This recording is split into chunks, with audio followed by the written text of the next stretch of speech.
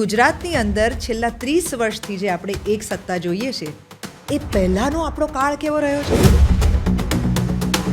તમે ને હું જન્મ્યા ત્યારથી આપણે એક જ પ્રકારની ગવર્મેન્ટ જોઈ રહ્યા છીએ અને લોકશાહીની અંદર ઓપોઝિશન એ બહુ જ અગત્યની જગ્યા છે.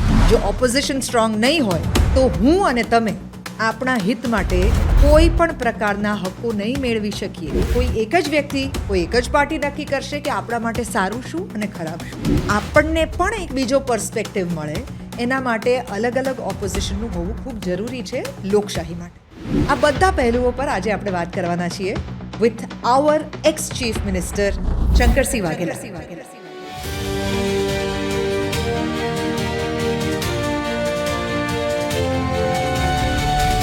આ એવું લાગે કે જાણે જ્યારથી ગુજરાત બન્યું છે ત્યારથી આ એક જ પક્ષ સત્તાની ઉપર છે.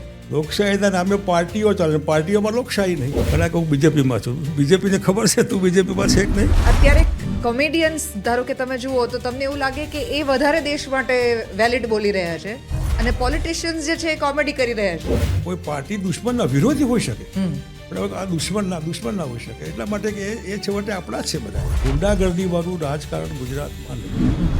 કોંગ્રેસની પડતીની શરૂઆત ભારતીય જનતા પાર્ટીએ તો ઇન્દિરાબેન ગાંધીનો આભાર માન્યો. ગુજરાતીઓ તો અહીંથી હંમેશા સીધા વિદેશ જ જાય છે. બાપુ ત્યાં જવાબ હું વાંધો અમને 15,000 ગામડા ફર્યો હોઈશ. એમાં કે એક પથ્થર છે તમે આ કાઢતા નહીં, આ રહેવા દેજો, તમારી પાર્ટીનો બહુ વિકાસ થશે. જે ફૂલ ટાઈમ હોય બીજેપીમાં, જનસંઘમાં, એની પહેલી કન્ડિશન કે ઇલેક્શન લડવાનું નહીં. જો ઇલેક્શન લડવાનું જ ન હોય તો પછી મુખ્યમંત્રી ક્યાંથી આવે કે બીજું ક્યાંથી આવે. હું જાઉં તો હું પ્રમુખ બન્યો, જે સીટ આજના વડાપ્રધાન માટે હતી. એવી વાર્તાઓ પોલિટિક્સની અંદર લખાય છે, એવી ફિલ્મો બનતી હોત તો અત્યારે બધા થિયેટરમાં બહુ જ જતા હોત. એમને મને એક વખત કીધેલું કે આ બાજપુરની સભા પર પથ્થરમારો મેં કર્યો. જે પાર્ટી તમે મોટી કરી હોય એનું ખૂન કરવાનું તો મન ન થાય. ઝઘડો વાજપેયી શું હતો ગુજરાતમાં બીજેપીનો? અરે કંઈ એપોઇન્ટમેન્ટ નહોતી મળતી એનો ઝઘડો. આવા પારિવારિક સંબંધ તો એમાં કેશુભાઈ મુખ્યમંત્રી હું ક્યાં પડાવી લેવાનું? તમે એટલા ના છંછેડાય કે જેમાં પોલિટિશિયન લોકોના મર્ડર થાય, તમારે ભાગવું પડે. તમે જે સમયમાં ચીફ મિનિસ્ટર હતા, તમે 1 વર્ષ માટે ચીફ મિનિસ્ટર રહ્યા, એક જ અને એની અંદર સંખ્યાબંધ ફેરફારો જે છે એ થઈ શક્યા. ડઝ ધેટ મીન કે જે લોકો સત્તા ઉપર હોય છે એ જેટલા સમય માટે સત્તાની ઉપર હોય છે, 5 વર્ષ માટે હોય કે 2.5 વર્ષ માટે હોય, એમાં એમની પાસે ઘણું બધું કરવાનો સ્કોપ છે પણ દાનત નથી. 12 મહિનાની મારી સરકાર ગવર્મેન્ટ આવી હોય છે. દેશમાં સૌથી પહેલી વાર નાગરિકોને માહિતી મેળવવાનો અધિકાર ગુજરાતમાં તમે આપેલો, જે બાદમાં તમારા સૂચનને કારણે મનમોહનસિંહજીએ દેશમાં આરટીઆઈ સ્વરૂપે લાગુ કર્યું. આ વાત સાચી? દેશનું સૌથી પહેલું મહિલા પોલીસ સ્ટેશન જે છે જુનાગઢમાં તમારા સમયમાં ચાલુ થયું. તમારા વખતે 6 નવા જિલ્લા આવ્યા, 48 તાલુકાની રચના થઈ. ગુજરાતમાં અત્યારે દારૂબંધી છે અને તમે બહુ ખુલીને આ વિષયની ઉપર વાત કરો છો. તમે જાણો છો, હું જાણું છું, રોજ સવારના લગભગ હું અલગ અલગ જગ્યાએ અહીંયા આટલો દારૂ પકડાયો, અહીંયા આટલું ડ્રગ્સ પકડાયું, એની વાત કરતા જ હોઈએ છીએ આપણે. આપણને ખબર છે કઈ કઈ દિશાઓમાંથી દારૂ આવે છે, કઈ કઈ દિશાઓમાંથી ડ્રગ્સ આવે છે, કઈ કઈ પ્રકારનું ડ્રગ્સ આવે છે, કઈ કઈ જગ્યાએ વેચાય છે. સામાન્ય માણસને બધું જ ખબર છે. જીમ્સથી લઈને ગલ્લાઓ સુધી, ક્યાં ગાંજો અવેલેબલ છે, ક્યાં મેથ અવેલેબલ છે, ક્યાં કોકેન અવેલેબલ છે, ક્યાં દેશી દારૂ અવેલેબલ છે, એને કારણે લોકો જે મૃત્યુ પામે છે. આ કેવી રીતે આ ઓપન છે અને તોય આપણે બંધ કરેલું છે? 10,000 વિધવા બહેનોનું સંમેલન કરેલું. 10,000 બહેનો. મને કે બાપુ આ બહેનોનો પતિ 25-30 વર્ષની ઉંમરમાં 2 છોકરા મૂકીને મરી ગયો. કેવી રીતે મરી ગયો? નવસારી ખોટો દારૂ પીને ફેફસા કાણા થઈ ગયા ને મરી ગયો. તમે લાખો ને કરોડો રૂપિયા જાહેરાતોમાં વાપરો છો. એ જાહેરાત લોકોના બાળકોને દૂધ પીવડાવવામાં વાપરો. આવું ઘણું ખેડૂતોને તમે લાઇટ 8 કલાક, 10 કલાક, 24 કલાક આપો ને, ખેડૂતને પૂરા ભાવ આપો ને. આજે જે છે જે ગામડામાં ઇરિગેશન સારું તમે કરી આપો ને, રસ્તા ગામડામાં સારા આપો ને. અમદાવાદમાં અને અલગ અલગ શહેરોની અંદર આપણે રસ્તાની ઉપર લોકો તલવાર લઈને ફરતા હોય, રિવોલ્વર લઈને ફરતા હોય. હમણાં તો પબ્લિકલી ઘણી બધી એવી સર્ચ પણ થઈ કે જેમાં કેટલા બધા લોકો પાસેથી ઇલીગલ હથિયારો નીકળ્યા. આ કેવી રીતે પહોંચી જતા હશે? પોલીસને નહીં ખબર પડતી હોય? એક બીજેપી ટોપી પહેરે, તરવાર લઈને ફરે તો કોણ પકડવાનું? તમને શું લાગે છે આવનારા 10 વર્ષની અંદર રાજકીય મુદ્દાઓ કયા હશે? વાજપેયી હતા તો પોપ્યુલર માણસ, જે કહેતા કે ખરાબ લોકો, ગુંડાઓ મારી પાર્ટીમાં નહીં આવવા જોઈએ. જો ગુંડાઓને હું ખુશ કરીશ તો ગુંડાઓ ધારાસભ્યને જીતાડશે, પછી એવું લાગશે કે ના હું જ જીતી જાઉં તો ગુંડાઓ જીતશે. પોલીસ બળ જેને એ વધારે સંખ્યામાં ભરવામાં નહીં આવે એઝ પર રિક્વાયરમેન્ટ તો લો એન્ડ ઓર્ડર તૂટી જવાનું. પોલીસ ખાતાને પણ એવા આધુનિક બનાવે લંડન જેવા.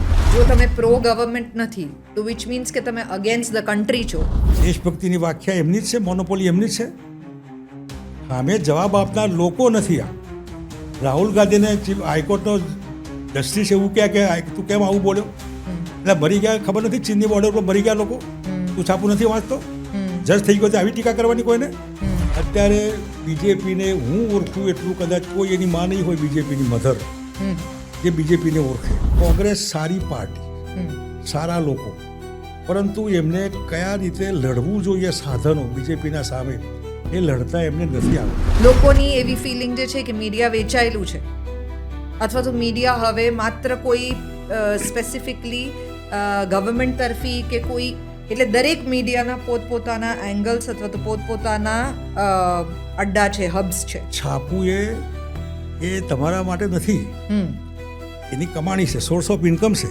અત્યારે દેશમાં જે મોટા પોલિટિકલ નામ છે અલગ અલગ પાર્ટીના, કોઈ પણ આપણે ગણીએ, એમાંથી તમને કોણ આશાસ્પદ લાગે છે? સમાનના ભોગે કોમ્પ્રોમાઇઝ નહીં કરવું કોઈની સાથે, ઇવન ફેમિલી સાથે પણ નહીં, મિત્રો સાથે બી નહીં.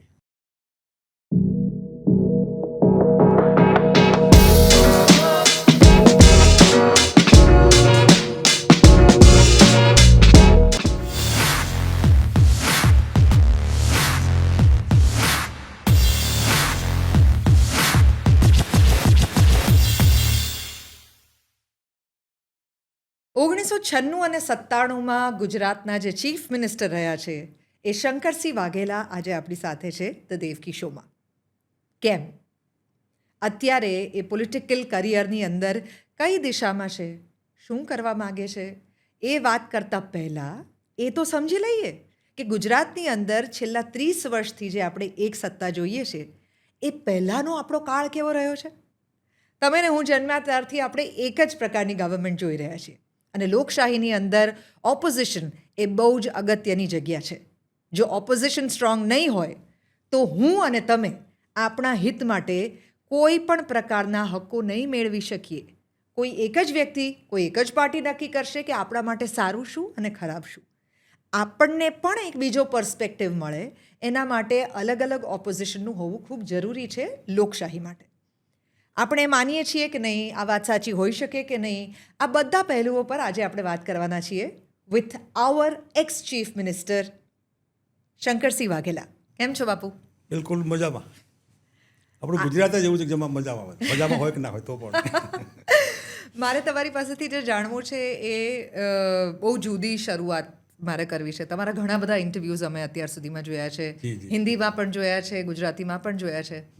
પણ મને લાગે છે ઘણા બધા લોકો આ વાત ભૂલી જાય છે કે અમારી આખી પેઢી જે છે ને, અત્યારે આ રૂમમાં પણ અમે જેટલા લોકો બેઠા છીએ એ બધાએ છેલ્લા 30 વર્ષમાં એક જ પ્રકારનું શાસન જોયું છે.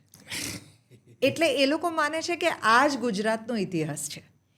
કારણ કે ગુજરાતના ઇતિહાસમાં કઈ કઈ પ્રકારની રાજકીય પરિસ્થિતિ રહી છે, એમાં બદલાવ કઈ પ્રકારનો આવ્યો છે, કયા કયા ઇમ્પોર્ટન્ટ ફિગર રહ્યા છે, એના વિશે હવે કોઈ વાત જ નથી કરતું. આ એવું લાગે કે જાણે જ્યારથી ગુજરાત બન્યું છે ત્યારથી આ એક જ પક્ષ સત્તાની ઉપર છે.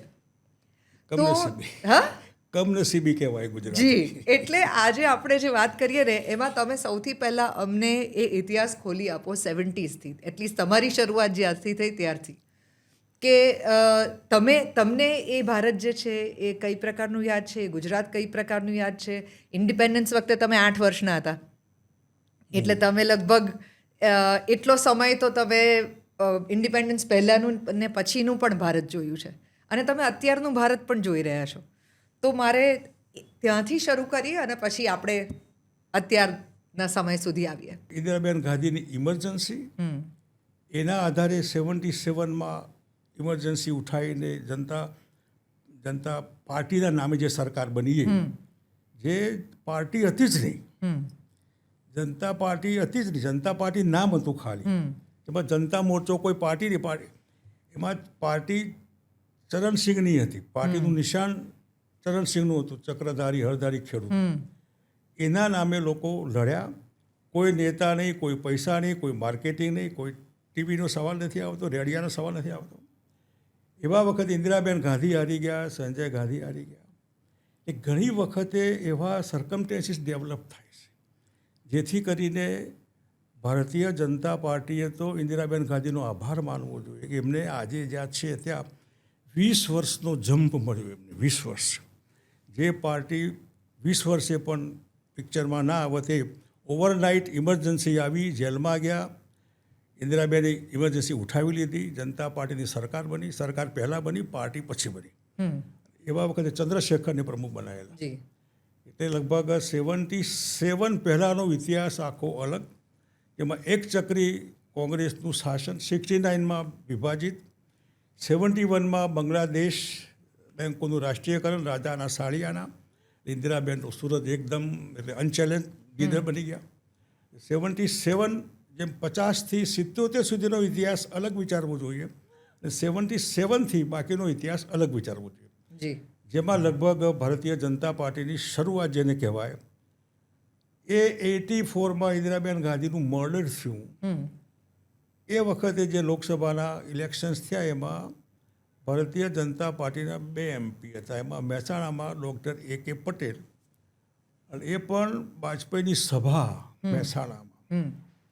સભા પૂરી થઈ પછી અમે લોકો અમદાવાદ બાય રોડ, મારી ગાડી આગળ ને પાછળ વાજપેયીની, એમાં નંદાસણ ગામમાં લોકો બધા ઉભા રહીને કે વાજપેયીનું સ્વાગત કરવું છે ને સભા. બરાબર. અમારા સાગર રાયકા કોંગ્રેસના એ વખતે લોકસભાના ઉમેદવાર હતા. ખાલી 10,000માં તે હારી ગયા. આ ન કર્યું હોત એમને તો જીતત. એમને મને એક વખત કીધેલું કે આ વાજપેયીની સભા ઉપર પથ્થરમારો મેં કરેલો. આવું સાગરે મને કીધેલું. ત્યાં સભા હતી, એમાં એક પથ્થર આવ્યો સીધો વાજપેયી નહીં વાગ્યો. વાજપેયી પડી ગયા, એના ઉપર હું આપ થઈ ગયો. પછી તો ધમાલ થાય, સભા એક છે પોલીસની. ત્યાંથી મહેસાણા DSP ઓફિસમાં ગયા. DSPએ પોલીસ એસ્કોર્ટ આપીને વાજપેયીને એટલે એક સીટ જીત્યા બીજેપી. એ આ સાગરભાઈના સાહસથી લાગણી 10,000માંથી. બીજી સીટ ગંગા રેડ્ડી કરીને આંધ્રમાં એન્ટી રામારાવનું એ વખતે એક સીટ બીજેપીને એ લોકોએ આપેલી. તમે એટલે ગંગા રેડ્ડી કરીને બહુ ભલા માણસ બિચારા. આ બે જેમાં બીજેપીનું કોન્ટ્રીબ્યુશન કંઈ નહીં મળે. એટલે જે 84માં પાર્ટી વોશઆઉટ થઈ એમ કહીએ એ બી ઇન્દિરા ગાંધીનો જે મર્ડર થયું એની લાગણીમાં. એ પછી આપણે જોયું તો અત્યારે તો લગભગ સારું પરફોર્મન્સ દેશમાં, દિલ્હીમાં બીજેપીમાં હોય ના. ઘણા કહું બીજેપીમાં છું, બીજેપીને ખબર છે તું બીજેપીમાં છે કે નહીં. વધારે સપ્લાય થઈ ગયું ત્યાં. જી. છેલ્લા 40 થી 50 વર્ષની અંદર ગુજરાતને ધારો કે આપણે પાછળ ફરીને જોઈએ તો બિહાર જે પ્રકારનું રાજ્ય રહ્યું છે કે છત્તીસગઢ જે પ્રકારનું રાજ્ય રહ્યું છે કે આ બધા રાજ્યોમાંથી લોકોને મોટા શહેરોમાં ધારો કે જવું હોય તો મુંબઈની અંદર આવે, દિલ્હીની અંદર આવે. ગુજરાતીઓ તો અહીંથી હંમેશા સીધા વિદેશ જ જાય છે. વિચ મીન્સ કે ગુજરાત એ એટલું ધનિક અથવા તો એટલું સુલઝેલું રાજ્ય પહેલેથી રહ્યું જ છે કે જેની પાસે બેનિફિટ છે કે હવે આનાથી વધારે સારી જિંદગી જીવી હોય તો તમારે વિદેશ જવાનું આવે.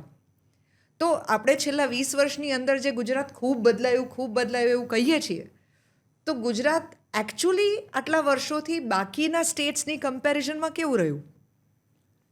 જે લગભગ હું ઘણું ફર્યો છું આઉટ ઓફ ઇન્ડિયા પર. જી. પેસો, રૂપી એક કરન્સી, પેસો કરન્સી ઘણા આફ્રિકન કન્ટ્રીઝમાં. જી.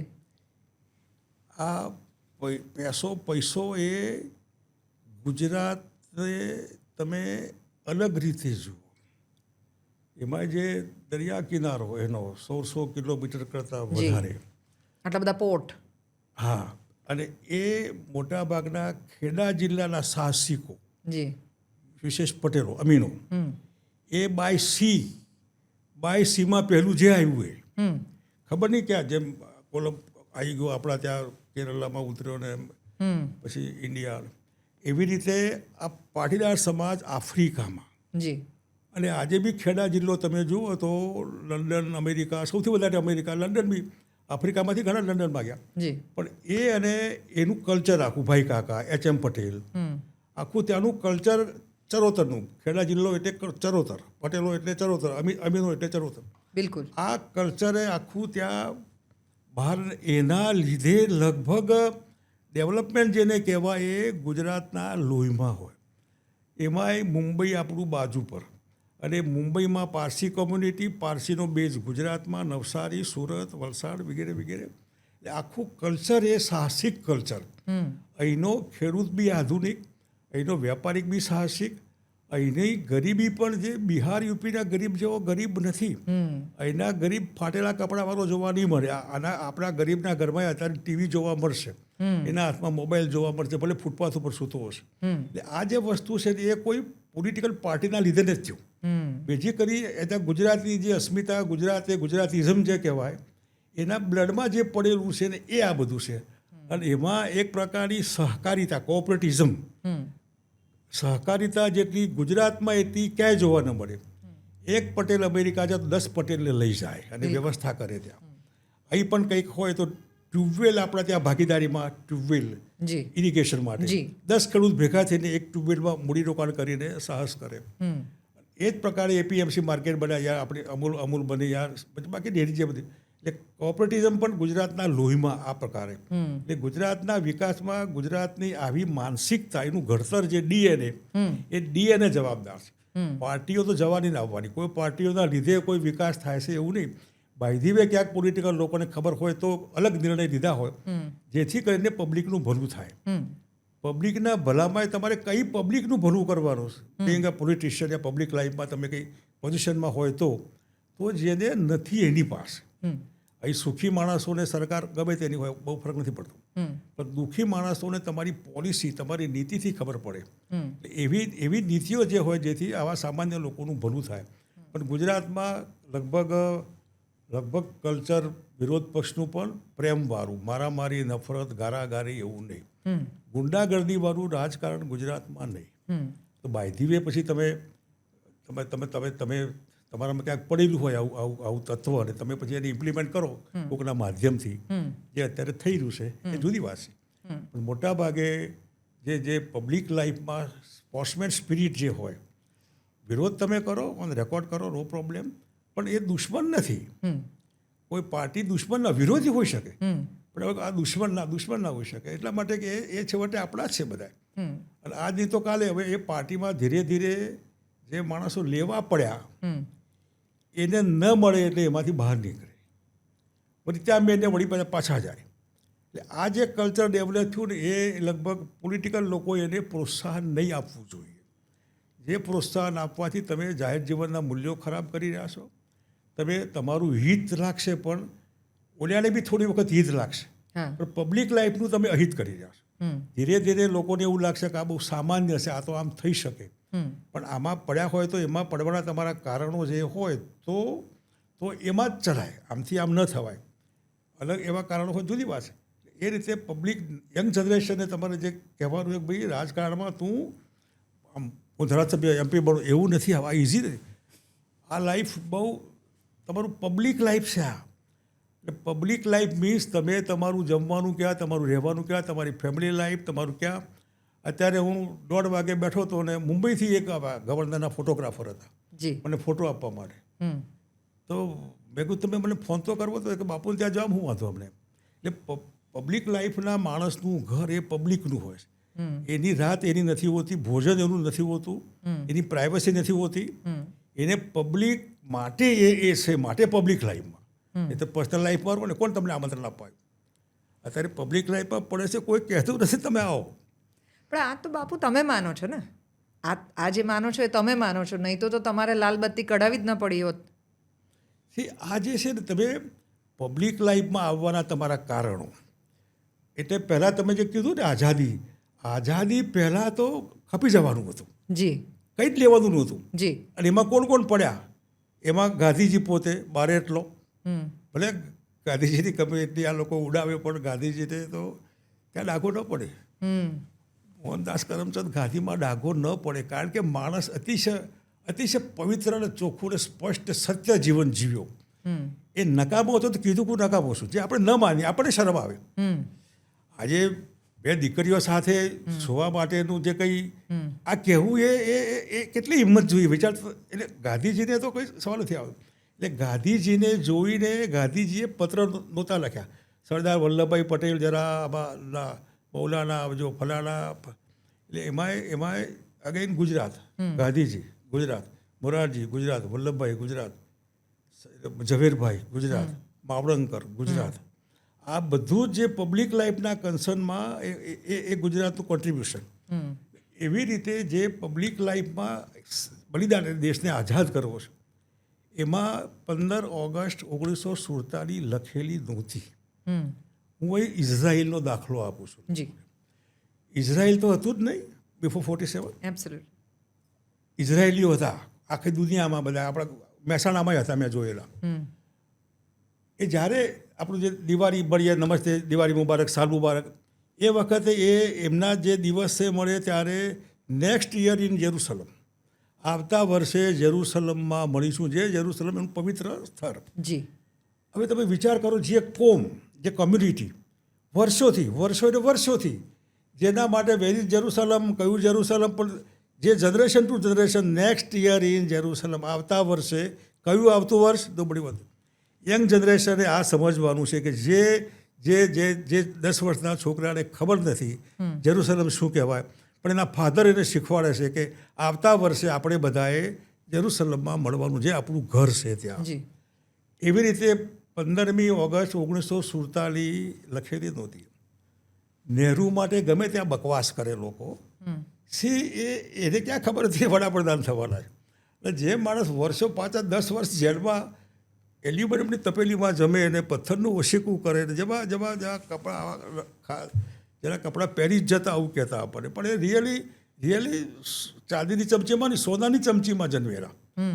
1935માં જે ઓટોમોબાઈલ આપણી મોટરો, પહેલી મોટર મોતીલાલ નહેરુ લાવેલો યુપીમાં. એ વખતે આનંદ ભવન તમે જુઓ તો આજે ત્યાં આપણે ઇલાહાબાદમાં કલ્પના વગરનું.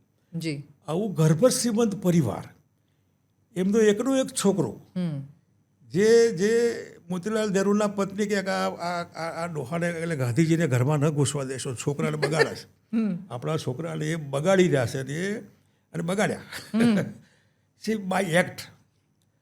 હું જે આજે જનરેશન એને અગેન કહીશ કે તમે ભાષણ નથી કરવાનું, તમારે બાય એક્ટ કરવાનું છે. તમારા એક્ટથી મને લાગે કે આ સિનેમાના એક્ટરો જે મહાન થાય બાય એક્ટ થાય છે, ખાલી ભાષણથી નહીં, પણ એક્શન આપણને લાગે કે એવી રીતે પબ્લિક લાઈફમાં બાય એક્ટ તમારે પુરવાર કરવો. તમે સાદા છો તો તમે રિયલી તમને જોઈને ખબર પડવી જોઈએ, લોકોને દેખાડવા માટે નહીં. તમે એટલે એ બાય એક્ટ કરે. તમે જમવા માની દો તો ગાંધીજી અમુક જમતા તો એ તમે જુઓ તો એ બાય એક્ટ બતાવે. કપડાં નહોતા પહેરતા તો બાય એક્ટ કર્યા. આ બાય એક્ટ બહુ મહત્વનું છે. અત્યારે તો કરણી અને કથનીમાં આસમાન કરતાં સ્પેસ એટલો ફરક છે.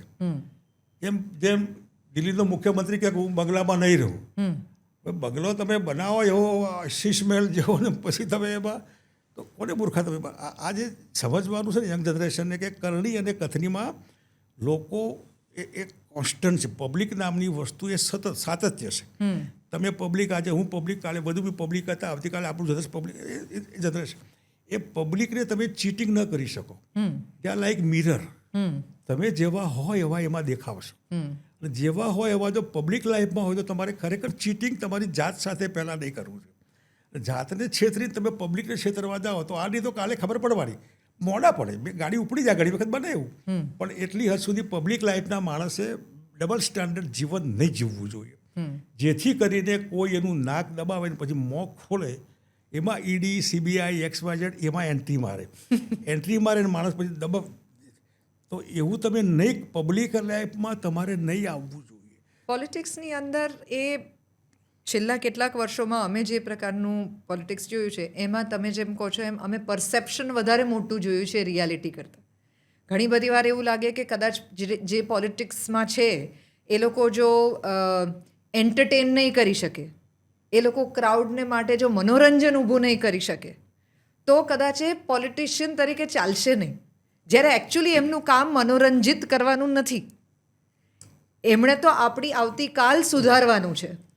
તો અત્યારે કોમેડિયન્સ ધારો કે તમે જુઓ તો તમને એવું લાગે કે એ વધારે દેશ માટે વેલિડ બોલી રહ્યા છે અને પોલિટિશિયન્સ જે છે એ કોમેડી કરી રહ્યા છે. આવું આ જે દેખાય છે એના વિશે તમારું શું માનવું છે? આ પબ્લિક લાઈફમાં તમે જ્યારે પડ્યા હોય તો એમાં સસ્તી પ્રસિદ્ધિ માટે તમારે ખેલ નહીં કરવા જોઈએ. ભાઈ તમે કેવા દેખાવ છો એના માટે તમારે અતિશય બેકઅપ કરીને તો સિનેમામાં જાઓ ને. કોસ્ચ્યુમ, એક્સેસરીઝ, અમિતાભ બચ્ચનમાં તમે જાઓ ને. જી મને કોઈ નેતા અહીં રૂમાલ રાખે મને ના ગમે, એટલે તું નેતા છે આ. તો ઠીક છે, પ્રેઝન્ટેશન લાગે સારા લાગો તો બધાને ગમે, પણ લોકોને ઇમ્પ્રેસ કરવા તમે એવો કોમ્પ્રોમાઇઝ કરો. લોકોને આવું ગમશે તો હું લુંગી ભરું, લોકોને આ તો આ ગમે, લોકોને આવી પાઘડી ભરે, લોકોને તમને ગમે એમ કરો ને. તમારે leader who lead the people. બિલકુલ. તમારે લોકો કરે એમ નથી કરવાનું, લોકોને ગમે એ નથી કરવાનું. લોકો તમે કહો એ લોકો ગમાડે. એના માટે તમારું એક્ટ, તમારું કરણી અને કથની એક ટાઈપની રહે અને એમાં તમે જેવા દેખાવ એવા એમાં પબ્લિકને તમે ગમો છો.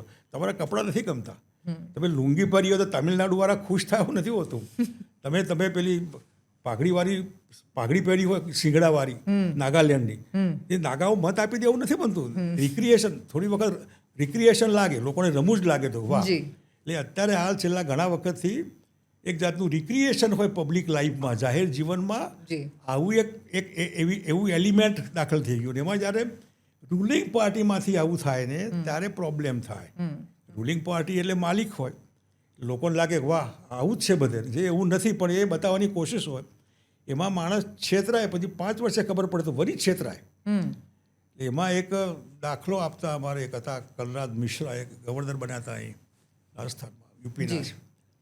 એ કહે કે એક મોટા ઘોર કૂવામાં એક આંધળા માણસને પૂરીઓને કીધું કે એક દરવાજો છે આમાં, તું જોઈશ તો દરવાજામાંથી બહાર નીકળતો તને ઇનામ આપીશું. એટલે આંધળો માણસ આમ કરતો પણ એને માથામાં આમ થયેલું કંઈ જે કંઈ હોય. જેવું પેલું દરવાજો આવે એટલે પછી આમ થાય, એનું ચાલવાનું ચાલુ રાખે, આમ કરતો. પણ દરવાજો બહાર નીકળવાનો આવે ત્યારે વળી પાછું આમ થયું હોય તો આમ કરતો નીકળી હાથ ખસી જાય. એટલે આવું પબ્લિકનું આવું છે. 5 વર્ષે દરવાજો આવે ને ત્યારે વળી કંઈ નીકળી એવું આવી જાય, જેથી કરીને માણસ બીજા 5 વર્ષ આટો માર્યા કરે. અને પોલિટિશિયન એમાં હોશિયાર હોય કે લોકોને મૂર્ખા કેમ બનાવવા. આના કારણ કે જેવી વાર્તાઓ પોલિટિક્સની અંદર લખાય છે એવી ફિલ્મો બનતી હોત તો અત્યારે બધા થિયેટરમાં બહુ જ જતા હોત. જે ફિલ્મો એવી બની જેમાં એન્ટી એસ્ટાબ્લિશમેન્ટ, જી લોકો પોલિટિશિયન લોકોના મર્ડર થાય. રાજ બબ્બર હતો એક પિક્ચરમાં, મને યાદ છે એનો. એટલે એવા ઘણા પિક્ચર છે જેમાં અતિશય નફરત પોલિટિકલી. એટલે NTR જે અને MGR, જી એ ઇવન કરુણાનિધિ, જી એ બધા ફિલ્મની પેદાશ. પણ NTRનો રોલ ગરીબોને બે હાથે, એટલે જ્યારે રોબિનહુડ જેવું. હા, એવી રીતે કરુણાનિધિ અને MGR પછી જુદા પડ્યા. પણ MGRનો રોલ પણ એ જ પ્રકારનો. એમાંથી આખું સાઉથ, એટલે એમાં આંધ્ર અને એ આવી કેરલા એમાં રહી ગયું. એવી રીતે એટલા બધા પિક્ચરમાં મર્ડર થાય, લોકો ખુશ થાય કે આ બદમાશ તે મારી નાખ્યો, એ સારું થયું. પોલિટિશિયનનું મર્ડર થાય ને જે બેઠેલા હોય થિયેટરમાં એ ખુશ થાય, એવા પિક્ચરો બહુ ચાલ્યા, ખૂબ ચાલ્યા. એનો અર્થ કે પોલિટિકલ નેગેટિવ બદમાશ હોય તો એનું મર્ડર થાય તો થવું જોઈએ, એમાં કોઈને એવું લોકો માનતા હતા. અને એવા પિક્ચર ઘણા ચાલે. એટલે અત્યારે જે મેં સિક્યોરિટી કાઢી નાખેલી. મને કે સાહેબ પાછળ પેલી પાયલોટ આગળ હોય ને પાછળ એને એસ્કોટ કહે, અને પેલું કંટેસા આવતી ગાડીઓ લાગે. મેં કીધું કેટલું એવરેજ આપે? કે એવરેજ તો બહુ ઓછું આપે. મેં કીધું આપણે પાછળ એસ્કોટ નથી રાખવી, કાઢી નાખો. એની સાહેબ પાછળથી કોઈ હુમલો કર્યો તો હુમલો કરે શાના માટે? અને માની લો કે કોઈકને હુમલો કરવો છે તો પાપ ગયું. એના મનમાં તો આ દુશ્મન પાપ છે ને, આ નેતા એટલો નકામો છે કે એને મારી નાખવાનું મન થાય. જી એને ખબર છે કે એનું શું થશે, પણ એને એમ થાય કે આ નકામ, એટલે કોઈક હુમલો કરે તો ભલે હુમલો થાય, પેલો ભલે મરી જાય, હું પાપ હોઉં તો ભલે મરી જાઉં. આવી સિક્યોરિટી નહીં સારું. એટલે આ તમારે લોકો તમને પ્રેમ કરે, નફરત ન કરે, લોકો તમારે ખૂન કરવા સિક્યોરિટી એના માટે, સિક્યોરિટી વ્યવસ્થા માટે હોય.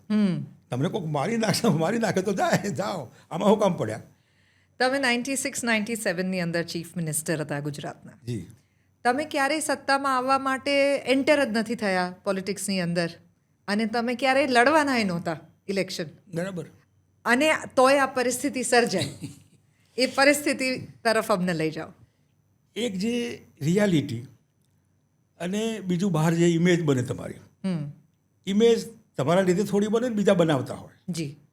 એ તમે 96 વાળી વાત કરી, એના પહેલાં હું 69માં જનસંઘમાં પડ્યો. મેં રાજકોટનો દાખલો આપ્યો. જી. એ જનસંઘ જેમાં સત્તાને સવાલ જ ના હોય, અને જેમાં ક્યારે સત્તા આવશે ભગવાન જાણે, અને પબ્લિક માટે સિદ્ધાંતથી આમ. હવે એમાં પડ્યા હોય એનો અર્થ કે તમે પાવર માટે નથી પડ્યા. જી. પહેલું પ્રૂફ. જી. અને હું ક્વોલિફાઈડ પોલિટિશિયન, MA વિથ અર્થશાસ્ત્રી, સર એડે શાહ લો કોલેજ આર્ટ સેક્શનનો વિદ્યાર્થી. અલ્ટિમેટલી આ બધામાં જે તમારી પબ્લિક લાઈફ હોય, પબ્લિક લાઈફમાં લોકોને બહુ ચીટિંગ નહીં કરવું જોઈએ, અને આ ચીટિંગમાં લોકોને ખબર પડતી હોય. જાહેર જીવનમાં 69માં પડ્યા પછી 71-2માં અમારા નાથાલાલ ઝઘડા હતા. રિટાયર, ઘરની આર્થિક સ્થિતિ એટલે મને પ્રદેશના સંગઠન મંત્રીની સ્ટેટ લેવલની જવાબદારી મળી. જી. અને જે ફૂલ ટાઈમ હોય બીજેપીમાં, જનસંઘમાં, એની પહેલી કન્ડિશન કે ઇલેક્શન લડવાનું નહીં. નહીં તો તમે તમારું ધ્યાન રાખો. આ પહેલી કન્ડિશન હતી. RSS તરફથી તમારા ઉપર કન્ડિશન કે તમારે ઇલેક્શન લડવાનું નથી. આ મંજૂર હોય. જો ઇલેક્શન લડવાનું જ ન હોય તો પછી મુખ્યમંત્રી ક્યાંથી આવે કે બીજું ક્યાંથી આવે? હા.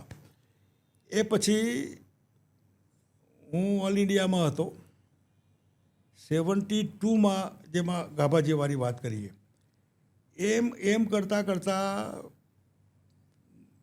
હું પ્રમુખ બન્યો. પછી જેમ નાથાલાલ ઝઘડા સંગઠન મંત્રી હતા અને એ ગયા એટલે હું આવ્યો, એટલે હું જાઉં તો હું પ્રમુખ બન્યો. તો સીટ ખાલી હતી, જે સીટ આજના વડાપ્રધાન માટે હતી. જી. એ વખતે પછી કે તમે આપણે બધાએ રાખો તો સારું. અમારી ઈચ્છા પાટીદાર સમાજમાંથી હતી લેવાની, પણ પછી પ્લાનિંગ બધું જે હોય એમાં એટલે પછી નાખ્યા બધાને. 2-3 મહિના ટેસ્ટ કરો ને પછી તમે જોજો. પછી તો સ્વાભાવિક છે બધું બહુમતી જેની હોય એમાં. એટલે એ રીતે આમાં પોલિટિક્સમાં પડ્યા પછી ભાષણો કરતા હોઈએ, અને ભાષણો કરતા લોકોને કહેતા આવવા દો, તમને મત આપો, તમને ખુરશી તો એક હોય મુખ્યમંત્રીની, એમાં કંઈ આ એકને બે જેવું ગણિત એ લોકોને કેમ ખબર નહીં હોય? એક ખુરશી હોય તો એક જ હોય. અને કેશુભાઈ માટે હું આખા સૌરાષ્ટ્રમાં, ગુજરાતમાં કે ભાઈ આવતીકાલની ગુજરાતની આશા આપણા કેશુભાઈ પટેલ, અને એમના સિવાય કોઈ નહીં. અમારે કંઈ એમાં સત્તા સવાલનો તો પછી ક્યાં સવાલ આવ્યો? એ સત્તા આવે એના માટે આખા ગુજરાતમાં લગભગ તે વખતે હું 15,000 ગામડા ફર્યો હોઈશ. વાવ. રાત્રે મંદિરમાં સૂવાનું, રામજી મંદિર. પછી આપણા ત્યાં ગુજરાતમાં મંદિર હોય ત્યાં નાનો કૂવો હોય, કિયારી, આટલું સાઈઝવાળી કુંડી, રેડીમેડ પડેલું હોય, બહાર દોરડું ને બાલડી ને બધું હોય. તમારે એ વહેલા ઉઠીને બાલડીમાંથી પાણી કાઢીને આમ લઈને પછી બીજા કામ.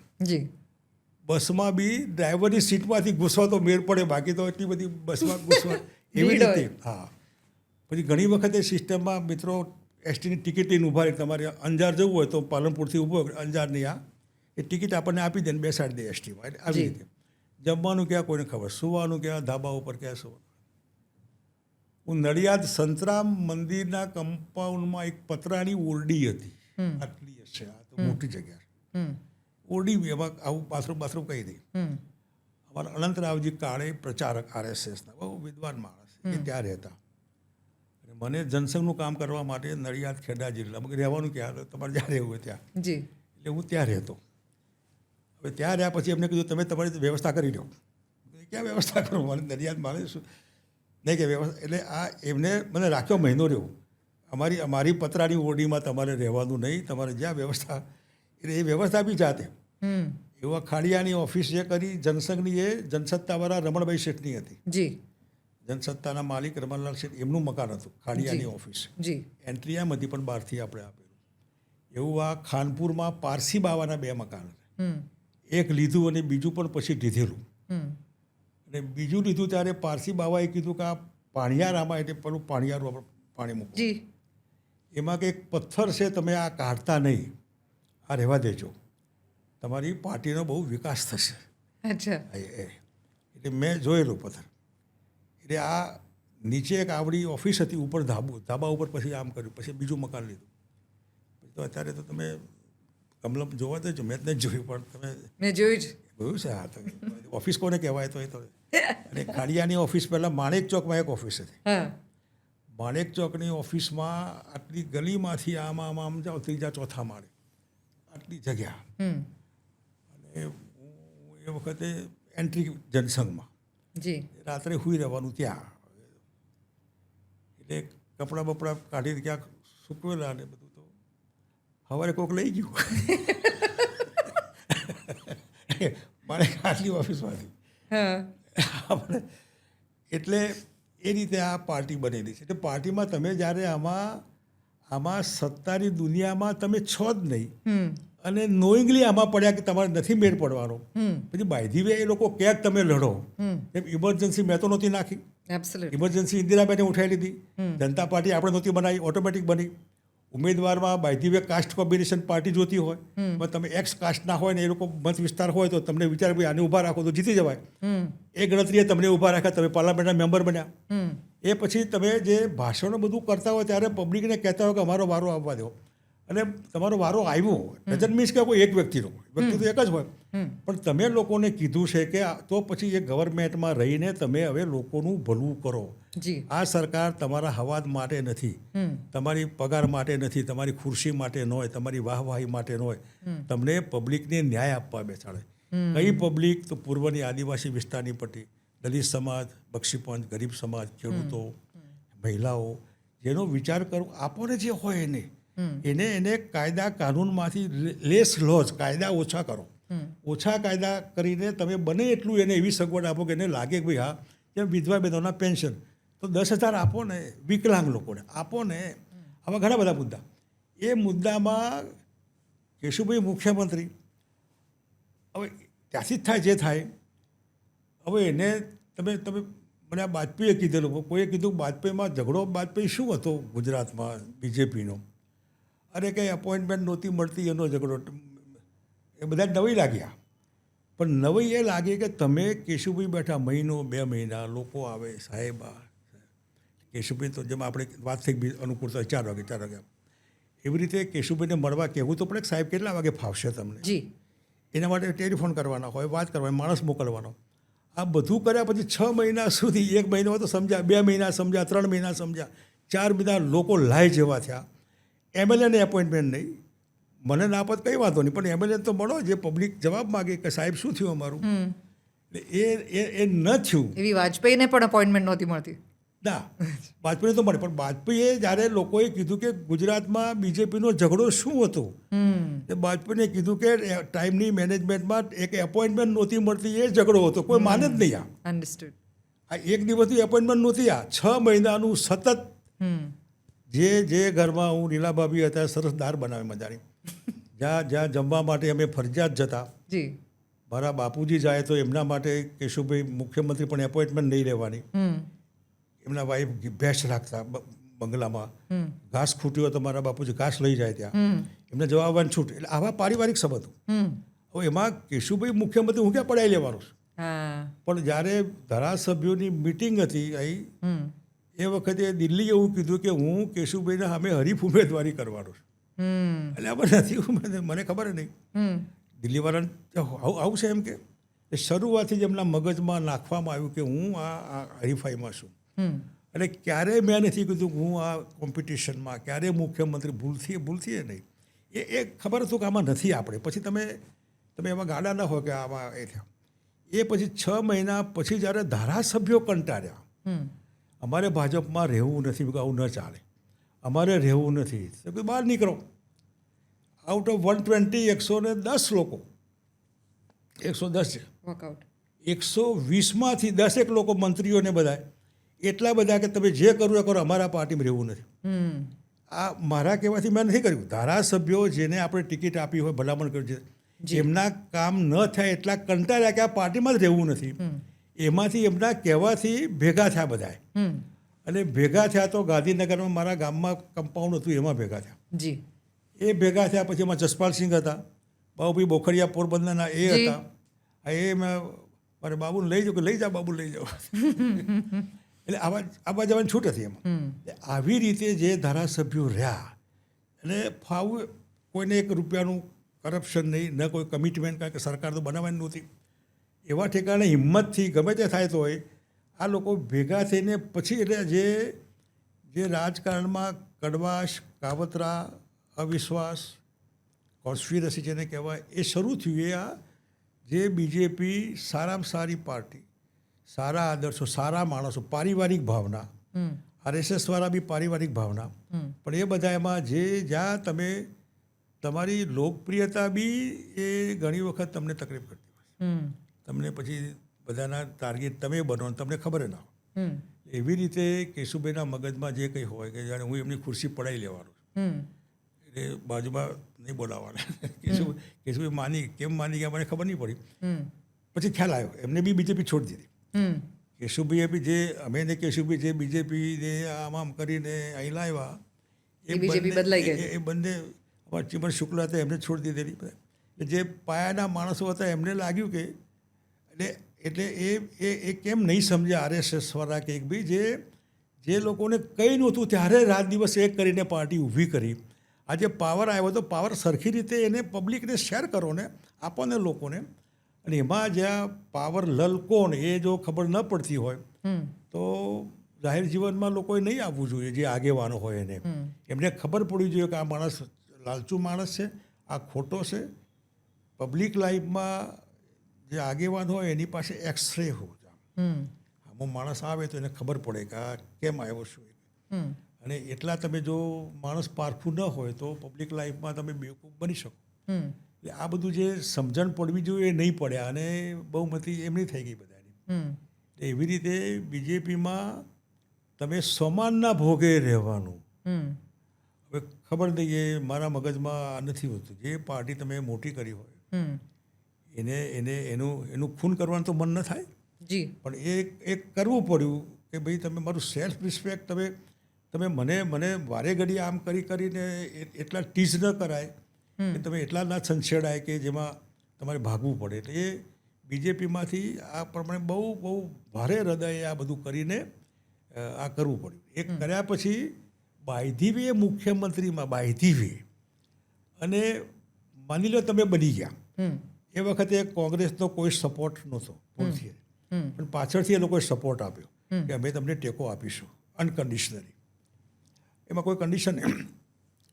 તો સરકાર કેવી હોય, એ 12 મહિનાની સરકાર, એ કોઈને PhD કરવું હોય, ડૉક્ટરેટની ડિગ્રી લેવી હોય, પોલિટિક્સ સમજવું હોય, તો પબ્લિક અને ગવર્મેન્ટ શું હોઈ શકે લોકો માટે. તો એમાં આ શું થાય તે બધા અત્યારે મંત્રીઓ નીકળે, મુખ્યમંત્રી ગાડીઓ 10 ગાડીઓ હોય ને બધી ઉભારો 5 કલાકથી રોકી રાખે. પણ દર્દી બી મરી જાય ને કોઈ ગમે ત્યાં બધા પરીક્ષા તમારી પૂરી થઈ. એટલે આપણે જો જે તે વખતે કોકની લાલબત્તી જોઈને એલિગેશન કરતા હોય તો તમારો વારો આવ્યો હવે, તો લાલબત્તી કાઢી નાખો. લાલબત્તી કાઢી નાખી, કયા અધિકારીને કેવા રંગની બત્તી જોઈએ એ બી નક્કી કર્યું. કોને બત્તી અલાવ હોય. મુખ્યમંત્રી ભલે કાઢી નાખે, પણ તો જે DM હોય, પછી આપણા જસ્ટિસ ન્યાયાધીશો હોય, કલેક્ટર હોય, એને તો હોવી જ જોઈએ. એમાં એટલે આપણું કાઢ્યા પછી બધાની કાઢો એવું નહીં, એવું જનરલાઇઝ ન કરાય. જે એવા ગાંધીજી ન બનાય, જેને જે હોય એટલે એ રીતે. પછી એની પગાર હોય દરેક ધારાસભ્યો. એટલે સેલરી મેં કદાચ 100 રૂપિયા કે 10 રૂપિયા કે મને યાદ નથી. સેલરી એટલા માટે નહીં લીધી કે પ્રતિક તમે પબ્લિક લાઈફમાં હોય ને તમારે જરૂર ન હોય. જે લોકો નથી પેન્શન, તમે ધારાસભ્ય પેન્શન નહીં મળવું જોઈએ, લોકોને પગાર મળે બી નથી ગમતું, પણ એ પગાર તમે ન લીધો, ન એટલા માટે નથી લેવો એવો નહીં, પણ પબ્લિકને બતાવવા માટે બી તમે જો એવા કેપેબલ હોય તો પગારની તમે સેવા માટે પડ્યા હોય તો આ મેવાની પાછળ નહીં પડવું જોઈએ. એ પછી જે સિક્યોરિટી, જે મેં દાખલો આપ્યો ને તમને, મતલબ મારી નાખે, સિક્યોરિટી વ્યવસ્થા માટે હોય. જી. તમને કોઈક મારી નાખશે એવું તો ના હોય. એટલે હું તોફાનોમાં જતો, હિન્દુ મુસ્લિમ તોફાનો 69માં થતા તો ખુલ્લેઆમ મુસ્લિમ એરિયામાં જતો, 2002માં તોફાનો થયા તો બધે હિન્દુઓમાં જતો, મુસલમાનોમાં જતો, ગોધરા સોનિયાબેન ગાંધી હાથે હું ગયો હતો. એટલે એમાં એવા હિંમતથી તમારે જવું જોઈએ. લોકો મારી શું કામ નાખે તમને? અને હું બીજેપીનો MP હતો ગોધરામાં, તો પણ ઈદના દિવસે પોલન બજાર છે ગોધરાનો, 100% આપણે જમાલપુર જવું, એટલે બધા મુસ્લિમો, એટલા બધા વર્ગી પડ્યા મને લચ્છી પીવડાવવાની. પોલીસને ખબર પડી તો ભોરે પહોંચી કે સાહેબ તમે પોલન બજાર ભેગું તો આ ભલે મને મારી નાખે. આ બધાને હું ઈદ મુબારક કરવા આવ્યો છું, એમનો દિવસ છે ને, એમને હું શુભેચ્છા વ્યક્ત કરું તો ભલે બીજેપીનો હોઉં, પણ ન ગમે એવું થોડું છે, બધાને ગમે છે આ. એવી રીતે તમે એવું ડરવું નહીં જોઈએ. એ પછી વિધાઉટ એપોઇન્ટમેન્ટ મળવું, જે અત્યારે તમને કોઈ મળતું નથી. એમાં આપણે નીકળ્યા હોય ને કોઈ સંબંધી ઊભા હોય તો શું આવે ત્યાં મળવા ફોન કરતા હોય તો, સાહેબ ફોન તો બહુ કર્યા, શું કીધું કે સાહેબ પૂજામાં છે, સાહેબ મેં કીધું હું પૂજા એ પૂજા નથી કરતો, પણ મને આવું કહેશે આ.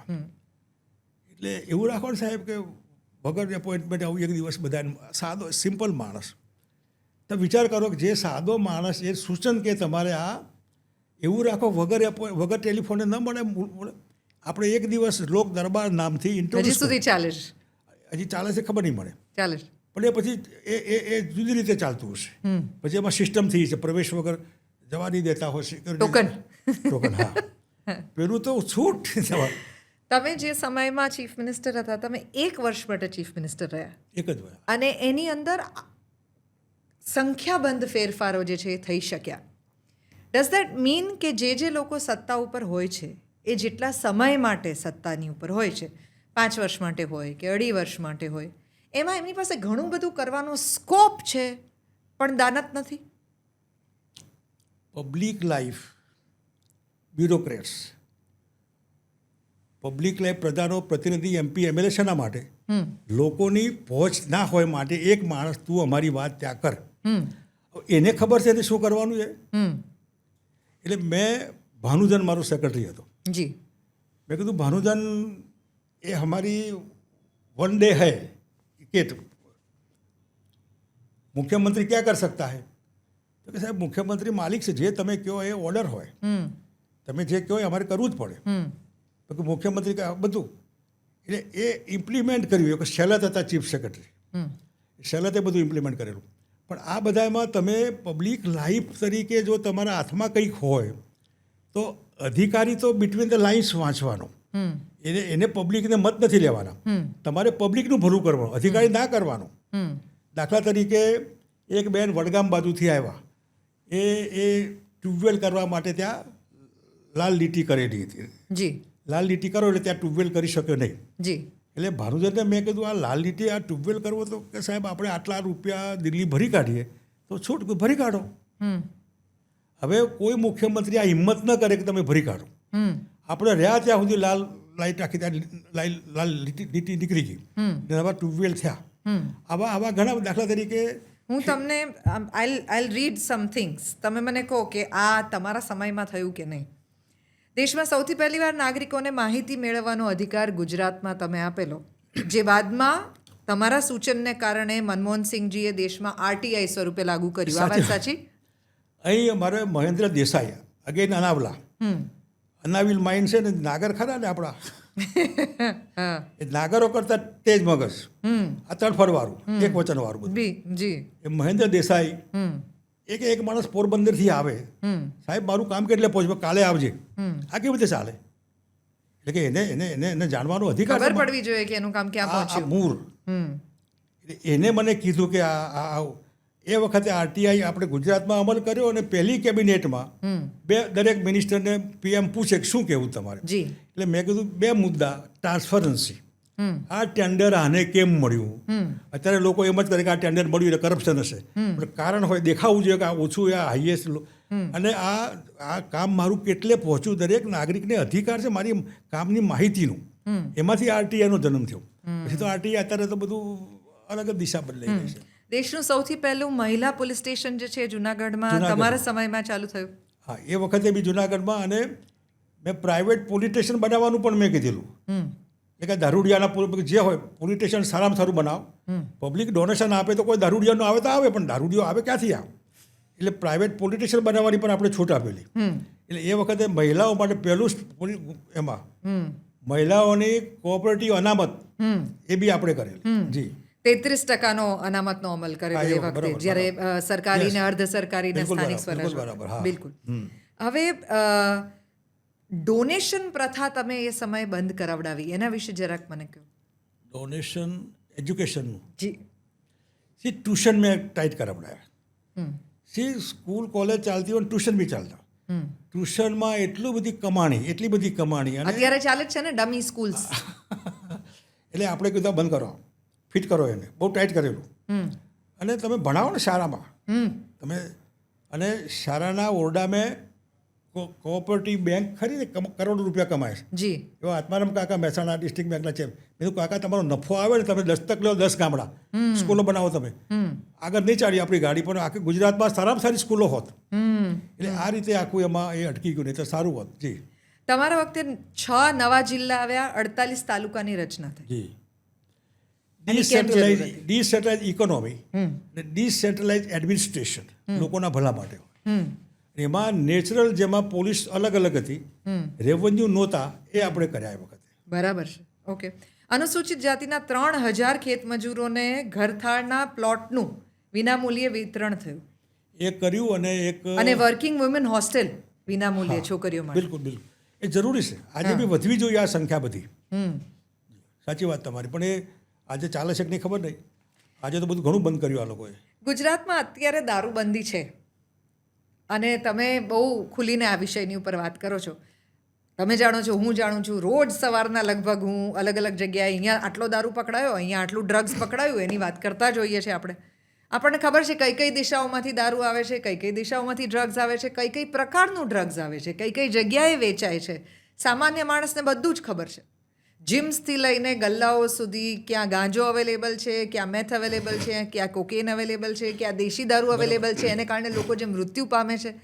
આ કેવી રીતે આ ઓપન છે અને તોય આપણે બંધ કરેલું છે? આપણે બંધ જ રાખવું જોઈએ, ખોલી નાખવું જોઈએ? તમારો શું ઓપિનિયન? મારો ઓપિનિયન મોરારજીભાઈ દેસાઈમાં. આનું મૂળ કારણ મોરારજીભાઈ. અચ્છા. મોરારજીભાઈ ગુજરાતના, એ મોરારજીભાઈ મહારાષ્ટ્રમાં હતા. મોરારજીભાઈ દેશના વડાપ્રધાન હતા. જી. એટલે ગુજરાતમાં જ કેમ? બહુ બધા લોકો એવું પૂછે છે કે દારૂબંધી માત્ર ગુજરાતમાં જ કેમ છે? ધારો કે બાપુના કારણે હોય તો બાપુ તો રાષ્ટ્રપિતા હતા. આપણે ગાંધીજીને રહેવા, હું મોરારજીને કહું, અમલીકરણ ધાર્યું હોત તો મુંબઈમાં ઉઠી ગયું દારૂબંધી, તો ગુજરાતમાં ઉઠાઈ દેવી હતી ને. મોરારજીભાઈ તો એક હતા, મુંબઈમાં હતા ને એ હતા. પણ જે કોંગ્રેસઓ ગાંધીજીના વિચારોથી પ્રેરિત, એમાં આને દૂષણ ગણે, તો બીડીને દૂષણ ગણે, ચાને બી દૂષણ ગણતા. ઠીક છે, તો સારા કપડાં પહેરે તો એ દૂષણ, ટેબલ ખુરશીને બી દૂષણ ગણતા. એમના વેલ્યુઝ અલગ પ્રકારના હતા. એવા ઠેકાણે ગુજરાતમાં દારૂબંધીએ ચીલે ચાલી, જે ચાલી, એમાં જો કોંગ્રેસના આધિપત્યવાળી સરકાર ન હોત, બીજી સરકાર હોત તો કદાચ ઉઠી ગઈ હોત. અહીં સફર ન થાય એટલા માટે કે તમે એક ડગલું ઉદયપુર તમે જાઓ, ત્યાં પી શકો. આબુ તમે જાઓ, મધ્યપ્રદેશ બોર્ડર જાઓ, મુંબઈ તમે જાઓ, દીવ જાઓ, દમણ જાઓ, અને બી ચોરી છુપીથી. હવે તો ગિફ્ટ સિટી પણ જાઓ. હા, હવે ગિફ્ટ સિટીમાં નાટક કર્યું એમને, કેમ કર્યું કહીએ પણ હિંમત કરી એમને, ભલે જેવી કરી એવી, એટલી હિંમત એમને. પણ એને એકચ્યુઅલી હું આ લીકર પોલિસી એ સાયન્ટિફિક હોવી જોઈએ. જી. તમે પીવો યા નથી પીતા, જે હું દરબારનો દીકરો છું, મેં દારૂ પીધેલો છે, મેં નોનવેજ ખાધેલું છે. મારા બાપુજીએ પરાણે મને આ ખવડાયેલું પીવામાં. એ પછી ગામડામાં મોવડાનો દારૂ વધારે મળે, બીજો મળે, એનો ટેસ્ટ કરેલો. પણ હું પબ્લિક લાઈફમાં પડ્યો, અગર મોરારજીને ક્રેડિટ આપું છું, હું પબ્લિક લાઈફમાં પડ્યો. હું આર્મી સાથે એટેચ હતો, એટલે 3 રમ ને ખોડેનો અને આવા બધા રમ બી પીધેલા બધા, એમાં કંઈ સવાલ નથી. પણ જ્યારે પબ્લિક લાઈફમાં પડ્યો ત્યારે આ ખાસથી આ અહીં આઉટ ઓફ ઇન્ડિયા કે આ કોઈ બિયર કોઈ ભૂલથી નહીં, અને આજ દિન સુધી તમે ક્લિયર છો કે દારૂ તમારે આ નહીં પીવો જોઈએ. ને કોક પીવે એ મને મંજૂર નથી, મારા ઘરમાં અમારા બનેવી આવે તો પણ નહીં, અમારા બાપુજી પિતા પણ મારી ધાક એટલી કે ફાધર બી ધ્યાન રાખે કે આને ખબર ના પડવી જોઈએ. એટલે આ પણ એ તો એટલે આવી રીતે ઘરમાં હું ધ્યાન રાખું, અહીં નહીં, મારા ઘરમાં નહીં. એટલે આ રીતે આ દારૂ નહીં પીવો એવો પાકો હિમાયતી છું. પણ પરાણે દારૂ નહીં જ પીવો તો જેમ મારા બાપુજી ચા પીવું તો એમને ન ગમે, હવે મારા બા ખાનગીમાં આપી દે એટલે મને આપણે ચા જ ભાવે દાખલા તરીકે. એવી રીતે દારૂ તમે પીવાના હોય તો સમજણથી બંધ કરાવો.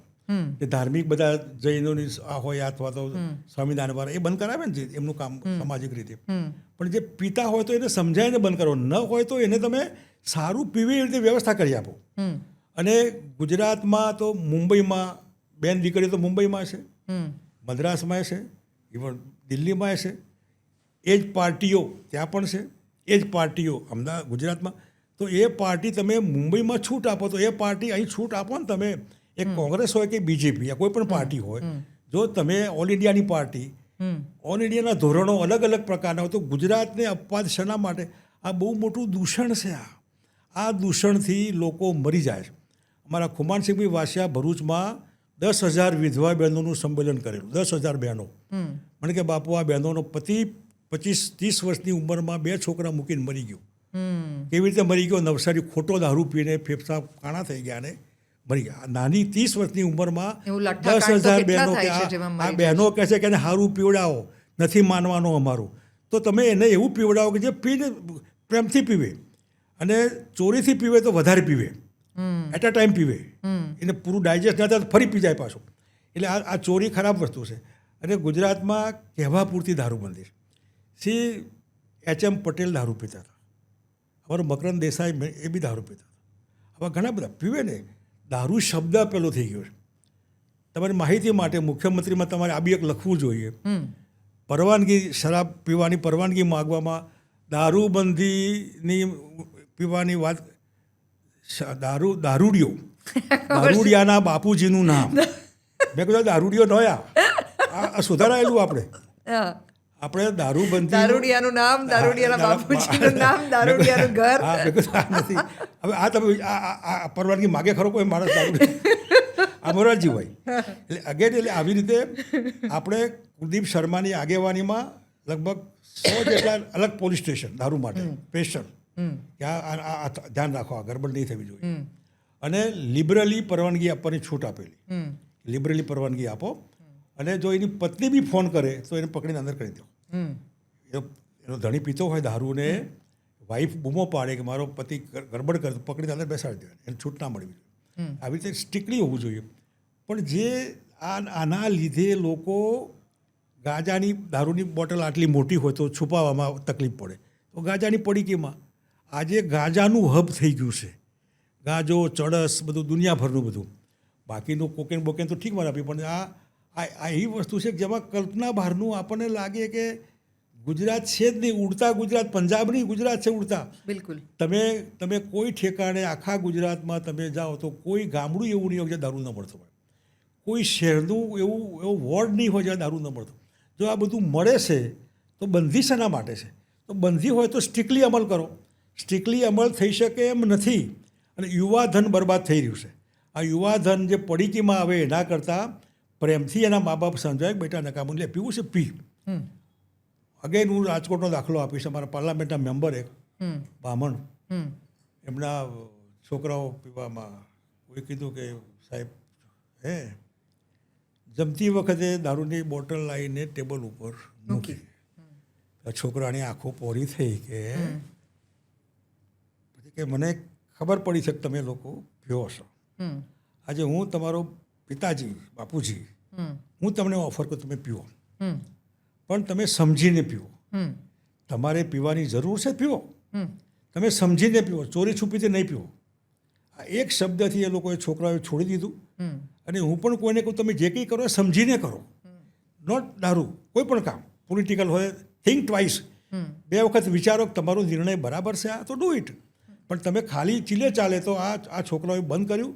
અને ફાધરે હિંમત બતાવી કે હું તમને કહું છું કે તમે આ પીવો.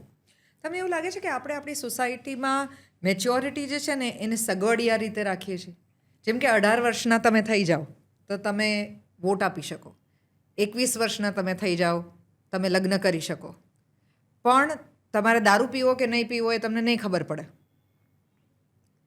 એવી કેટલી બધી અલગ અલગ વસ્તુઓ છે જેના વિશે આપણે માનીએ છીએ કે નહીં ખબર પડે. ધારો કે લગ્ન તમે 30 વર્ષ સુધી નથી કર્યા, તો એ પહેલાં સેક્સ્યુઅલ રિલેશન વિશે ધારો કે તમને સ્કૂલની અંદર ભણાવવામાં આવે, સેક્સ એજ્યુકેશન, તો એ તો અમારા બાળકોને ખબર નહીં પડે. તમારે કઈ ફિલ્મો જોવી જોઈએ એ ખબર નહીં પડે, તમારે ટોબેકો સ્મોક કરવું જોઈએ કે નહીં એ ખબર નહીં પડે, તમારે કેવા કપડાં પહેરવા જોઈએ કે નહીં એ ખબર નહીં પડે, તમારે કઈ છોકરી જોડે લગ્ન કરવા એ બી ખબર નહીં પડે. એટલે દેશ તમને એમ કહેશે કે તમને બધી ખબર પડે છે, તમારું બંધારણ તમને કહેશે કે તમને ખબર પડે છે, તમે બીજા દુનિયાના બીજા દેશનું મનોરંજન જે જુઓ છો ઓટીટીની ઉપર એમાં તમને ખબર પડે છે, પણ આપણને અહીંયા રહીને ખબર નથી પડતી, એવું છે? ના, ખબર પડે, પણ આ દારૂબંધીના લીધે બધા જ એને આમ રાખે. અચ્છા, એનો ગેરલાભ પોલીસ ખાતું લઈ જાય છે. સારા વડોદરામાં બનેલું હતું. જી, આપણા મંત્રી જે હતા જે આખા એમાં ઇન્વોલ્વ થયેલા, બતાવી આપવામાં, હમણાં પકડાયું બધું, હમણાં ઉદયપુરમાં પકડાયું. જી, આ બધા એમાં આ આખી લાઈફ એક ડાઘો લાગી જાય એને. તમે જાહેરમાં એને આમ રૂમાલ ઢાંકીને ફોટો પાડવાનું હોય ને, એના બદલે એને પીધો ઇઝ ઓલ રાઈટ. એને એને એને ન પીવું હોય તો સમજાવો કે ન પીવે, પણ પીવું હોય કોઈ બેફામ નથી થતા. ગુજરાતી સીધો મુંબઈમાં ઉતરીને દારૂના પીઠામાં જ જતો. આ દિલ્હી ઉતરીને ક્યાં દારૂ મળે? આ ગુજરાતી બધા પીતા હશે, પણ પીવું હોય તો સીધા મુંબઈ સ્ટેશને ઉતરીને દારૂ નથી શોધતા. આપણું મુંબઈમાં તો અડધા ઉપરનું ગુજરાત છે બધું. એટલે કોઈ એક જાતની બનાવટ છે આ કે બેન દીકરીઓ પર અસર થાય કે દારૂ હોય તો એટલે ગુજરાતમાં બી ઓપન તમે હોય તો ઓપન દારૂના તમે દારૂબંધી કાઢી નાખો ને સાયન્ટિફિક લીકર પોલિસી રાખો. જે લીકર પોલિસીમાં ગુજરાતની પબ્લિકને લાભ થાય કે, તો ગુજરાતની પબ્લિકને એટલો બધો લાભ થાય મેડમ, બિયોન્ડ ઇમેજિનેશન. આજે બાપુ દિલ્હીમાં ફરી ગુજરાતની ગાદી પર હું હોઉં તો એક જ દિવસમાં દારૂબંધીવાળું ઊંચું મૂકી દઉં. અને તજજ્ઞ લોકોને કહીને તમે મને કોઈ પણ જાતનો વિચાર કર્યા સિવાય ગુજરાતના ભલા માટે લીકર પોલિસી સાયન્ટિફિક રીતે કેવી હોવી જોઈએ, જેનાથી સોર્સ ઓફ ઇન્કમ તો થાય, પણ જેનાથી લોકોનું સ્વાસ્થ્ય સુધરે, જેનાથી લોકોને લાગે ભાઈ બરાબર છે અમે. અને અત્યારે તો પીવાવાળા આમ કરીને આપણને લાગે એટલે તો એન્જોયમેન્ટ તો રહેતું જ નથી. પીવે એ નશો કરવા નથી પીતા. નશો કરવાવાળા તો અપવાદ લોકો છે, જેને એવું લાગે કે ગમ ભૂલાવા માટેનું ક્યાં હોય તો એમાં એ બધા આ તો નથી મળતું માટે પીવે છે વધારે. અને પીધેલું બતાવવું પડે કે મેં પીધું છે, ક્યાં સમજતા કરીને છે. અને ખોટો દારૂ પીને ગરીબ લોકો મરી ગયા. આપણે બહેરામપુરામાં મરી ગયા, બીજે બધે મરી બહુ મોટા તો કેટલા બધા થયા છે. અને દારૂ એટલે ખાવ ખોટો, સસ્તો દારૂ બનાવવા માટે અંદર ગમે તેવું નાખે, પોઈઝન થઈ જાય, પીને મરી જાય. એટલે એના માટે એવી સાયન્ટિફિક પોલિસી, જે પોલિસીથી દાખલા તરીકે તમને મોંઘવારી નડે છે, એટલે વિશેષ લેડીઝ ચિંતા કરે વધારે. શેની ચિંતા? એનું બાળક ભણે એની, પછી એના ઘરમાં વડીલ બીમાર હોય તો દવાખાનામાં દવા લાવવાની હોય. આનાથી હું ગુજરાતની પબ્લિકને 0થી પોસ્ટ ગ્રેજ્યુએશન સુધી તમે તમારા બાળકને ફ્રી એજ્યુકેશન ભણો. યુરોપમાં ઘણા કન્ટ્રીઝમાં મફત એજ્યુકેશન, ફિનલેન્ડ બિનલેન્ડમાં તમે જુઓ તો આ મૂડી છે તમારી. ફ્રી હેલ્થ કેર અને ફ્રી એજ્યુકેશન. એક્ઝેક્ટલી, આ તમારું નવું આ તમારી મૂડી છે. આ તમે આવતીકાલનું બાળક સ્કિલ ક્વોલિફાઈડ બનાવી રહ્યા છો. એમાં એને ગમે તે પ્રાઇવેટમાં ભણે, જેવીએસમાં ભણે, એવી રીતે હેલ્થમાં બી દવાની ટીકડી લેવા જાઓ તમારે, અત્યારે એ બી એટલા બધા એ સોર્સ ઓફ ઇન્કમ છે એના દવાના માલિકો તો, પણ પબ્લિક એનાથી એ ખરીદી શકતા નથી. એટલે સરકારને 15 લાખની આવક જેને હોય એને આવા મા કાર્ડ ને વગર કાર્ડ કોઈ જરૂર નહીં. ગમે તે હોસ્પિટલમાં જઈને તમે ટ્રીટમેન્ટ કરાવો, તમારી ઇન્સ્યોરન્સ પોલિસી હોય, બતાવી દો કે આ policy, that's all. That would be an ideal situation according to you. એવી રીતે એમાં આ દૂધના ભાવ, આજે તમે દૂધના ભાવ ખેડૂતોને આપો, પણ પબ્લિકને એક કેપ લગાવો કે આ ભાવ સરકાર મેનેજ કરી લે. તમે લાખો ને કરોડો રૂપિયા જાહેરાતોમાં વાપરો છો, એ જાહેરાત લોકોના બાળકોને દૂધ પીવડાવવામાં વાપરો ને. એ મોંઘવારી નડતી હોય ને એની તકલીફ, દૂધમાં પાણી રેડવાનું હોય, એના બદલે શુદ્ધ દૂધ આપો એને. એક કેપ રાખીને સરકાર ભોગવી લે, ખેડૂતના સરકાર ભોગવી લે. દૂધનું પ્રોડક્શન તો વધવાનું છે જે છે લોકો એ રીતે. આવા અનેક મુદ્દા છે. એવી રીતે જોબ, નોકરી, હું લગભગ બહુ થોડા વખતમાં 1 લાખ લોકોને નોકરી આપે. આજે હું 10 લાખ લોકોને સારા પગાર સાથે, ગવર્મેન્ટ સર્વન્ટ આપવાના હિમાયતી છે. આજે પેલી બહેનો છે આંગણવાડી બહેનો છે, આ હાથપગ છે ગવર્મેન્ટના. તમે એને સાચવા બધાને. તમે મજા ન કરો. તમે તમારી જાહેરાતમાં તમારા લક્ઝરી ખર્ચા, આજે મેં ફૂલ નહીં હોવા જોઈએ સૂતરની આંટીથી સ્વાગત કરવાનું, ફૂલાર બંધ કરેલા, સૂતરની આંટીથી સ્વાગત કરો. દિલ્હી હતો તમે કકુન, રેશમની કકુનથી સ્વાગત કરવાનું. એક કામમાં આવે. મણિબેન તો આંટી પહેરાવો તો લઈ જતા. જી. એટલે એવી રીતે બધું એનો ખર્ચો તમે લોકોને આપો, એમાં બચત તે થાય. એ કરવું નથી ને વાહવા અને એવી એના પ્રોબ્લેમ છે. અત્યારે અમદાવાદમાં અને અલગ અલગ શહેરોની અંદર આપણે રસ્તાની ઉપર લોકો તલવાર લઈને ફરતા હોય, રિવોલ્વર લઈને ફરતા હોય. હમણાં તો પબ્લિકલી ઘણી બધી એવી સર્ચ પણ થઈ કે જેમાં કેટલા બધા લોકો પાસેથી ઇલીગલ હથિયારો નીકળ્યા. આ કેવી રીતે પહોંચી જતા હશે? પોલીસને નહીં ખબર પડતી હોય? પોલીસને ખબર પડે, પણ ખબર તો ઇલેક્ટેડ ગવર્મેન્ટ, માલિક ગવર્મેન્ટ છે, પોલીસ નહીં. પોલીસના માલિક ગવર્મેન્ટ. ગવર્મેન્ટનો કંટ્રોલ એટલો હોવો જોઈએ કે જેથી કરીને કંઈ થાય નહીં. લો એન્ડ ઓર્ડર મેન્ટેન કરવું એ સરકારના હાથની વાત છે. તમે જેટલા ઢીલા હોય, તમે જો ગુંડાઓના બેસીને ફોટા પડાવતા હોય, બળાત્કારી હોય એના ફોટા પડાવો, ટોપી પહેરાવો, ખેસ પાડો, લોકો પથરા મારવાની વાત કરતા હોય, એટલે આવી રીતે નકામા લોકો જ્યારે આધિપત્ય આવે ને એક બીજેપીની ટોપી પહેરે, તરવાર લઈને ફરે તો કોણ પકડવાનું? પોલીસવાળો નહીં પકડે, કારણ કે ખબર કે સાહેબ મને ના પાડવાના, છોડી દે આને. એટલે ખાટલે ખોડ છે આ. ગવર્મેન્ટ એનું કારણ, ગવર્મેન્ટ એની કંટ્રોલવાળી હોય, પાવરફુલ, જેથી કરીને બહાર નીકળવા લાગે કે હવે મારી તકલીફ થશે. તમને શું લાગે છે આવનારા 10 વર્ષની અંદર રાજકીય મુદ્દાઓ કયા હશે? અત્યારે તો એક તો સૌથી પહેલાં અતિ સર્વત્ર વર્જિત, આ અતિ 30 વર્ષથી બીજેપી અતિ થઈ ગયું, જેને હું પબ્લિકનું અહિત જોઈ રહ્યો છું. જેમ રાજસ્થાનની અંદર દર 5 વર્ષે બદલાયા કરે છે, કારણ કે કદાચ ધી અન્ડરસ્ટેન્ડિંગ ઓફ ઓપોઝિશન શા માટે જરૂરી છે લોકશાહીમાં, એની સમજણ ઓછી છે. સમજણ નથી ત્યાં પબ્લિક અને લોકો. એટલે બધે ગુજરાતમાં, આખા દેશના મૂળમાં, બીજેપીના મૂળમાં ગુજરાત છે. અને ગુજરાતના મૂળમાં જે છે એ જ્યાં આધિપત્ય હોય ત્યાં આડું અવરું હોય, બધું સીધું ન હોય. અને એટલા માટે રાજસ્થાનમાં બીજેપી કોંગ્રેસ અને બીજેપી એવી કે જે સ્વતંત્ર, વસુંધરાજી સ્વતંત્ર દિમાગવાળા હતા, કોઈના કંટ્રોલમાં આવે એવા નહીં. જ્યાં પછી એવા હાવ વામણા મુખ્યમંત્રીઓ આવે ત્યાં પછી એવું જ થાય કે જે પહેલાં ઈચ્છતા હોય એવું, અને એના લીધે પબ્લિકને સહન કરવાનો વારો આવે. એ ગુજરાતમાં 30 વર્ષનું એક ચક્રી શાસન, તમે કીધું એમ કોઈ બીજી પાર્ટી જોઈ જ નથી. અને એના લીધે બ્યુરોક્રેટ્સ હાવી થઈ ગયા. મંત્રીઓનું કોઈ ચલણ નહીં. મુખ્યમંત્રી હોય પણ સો કોલ મુખ્યમંત્રી, એને પોતાને તાકાત હોય કે ભાઈ હું છું મુખ્યમંત્રી. એટલે હું એક હેલિકોપ્ટરમાં ઉતરતો હતો અને એક પ્લેન આવવાનું હતું, એટલે પાયલોટ આટા મારતો હતો. મેં કીધું કેમ માટે કે પ્લેન ઉતરે? મેં કીધું પહેલું હેલિકોપ્ટર ઉતારે, ગુજરાતનો માલિક છે આ ગાડીમાં, એ ઉતરે પહેલાં જ બીજા કોઈ ના ઉતરવાના હોય. આજે હું છું કાલ ગમે તે જ ના હોય, પ્રોટોકોલ હોય, પછી એને પહેલાં કંઈને ઉતારવું પડ્યું. પણ આવી રીતે તમારા દમ જોઈએ કે તમે આ મારો રાઈટ છે. આ એ એરપોર્ટનું નામ આપણે સરદાર વલ્લભભાઈ પટેલ આપેલું જી, અને એ ઠીક છે, આ પ્રશ્ન છે. પરંતુ આ બધામાં જે રીતે ગુજરાતમાં અત્યારે અનએમ્પ્લોયમેન્ટ, એને બી તમારે ધ્યાન રાખવું જોઈએ. ગુજરાતમાં આવતીકાલે સૌથી મોટું અહિત સાયબર ક્રાઇમ, જે પેલા એરેસ્ટ કરે છે, શું કે ડિજિટલ એરેસ્ટ, એ કલ્પના ડિજિટલ એરેસ્ટ. હમણાં જ ગાંધીનગરમાં એક બેનના 20 કરોડ રૂપિયા જતા રહ્યા, અને પેલી બેન ક્વોલિફાઈડ બેન તો પણ એનો અર્થ કે ગુજરાત સરકારે આવતીકાલનો વિચાર કરીને સાયબર ક્રાઇમની દુનિયા, ડિજિટલ દુનિયા, બાકીની દુનિયા, પોલીસ ખાતાને પણ એવા આધુનિક બનાવે, લંડન જેવા. આમ ફરે લોકોને લાગે કે આમ હવે મારો કાર આવ્યો, અને એને તમે સારી સગવડ આપો અને સારો પગાર આપો. એ 24 કલાકની નોકરી તો બધાને 24 કલાક છે, તમે બી 24 કલાકમાં છો, એને જ ડ્યુટી કરવાની. એવું શિક્ષકો બિચારા, એ બી 24 કલાક.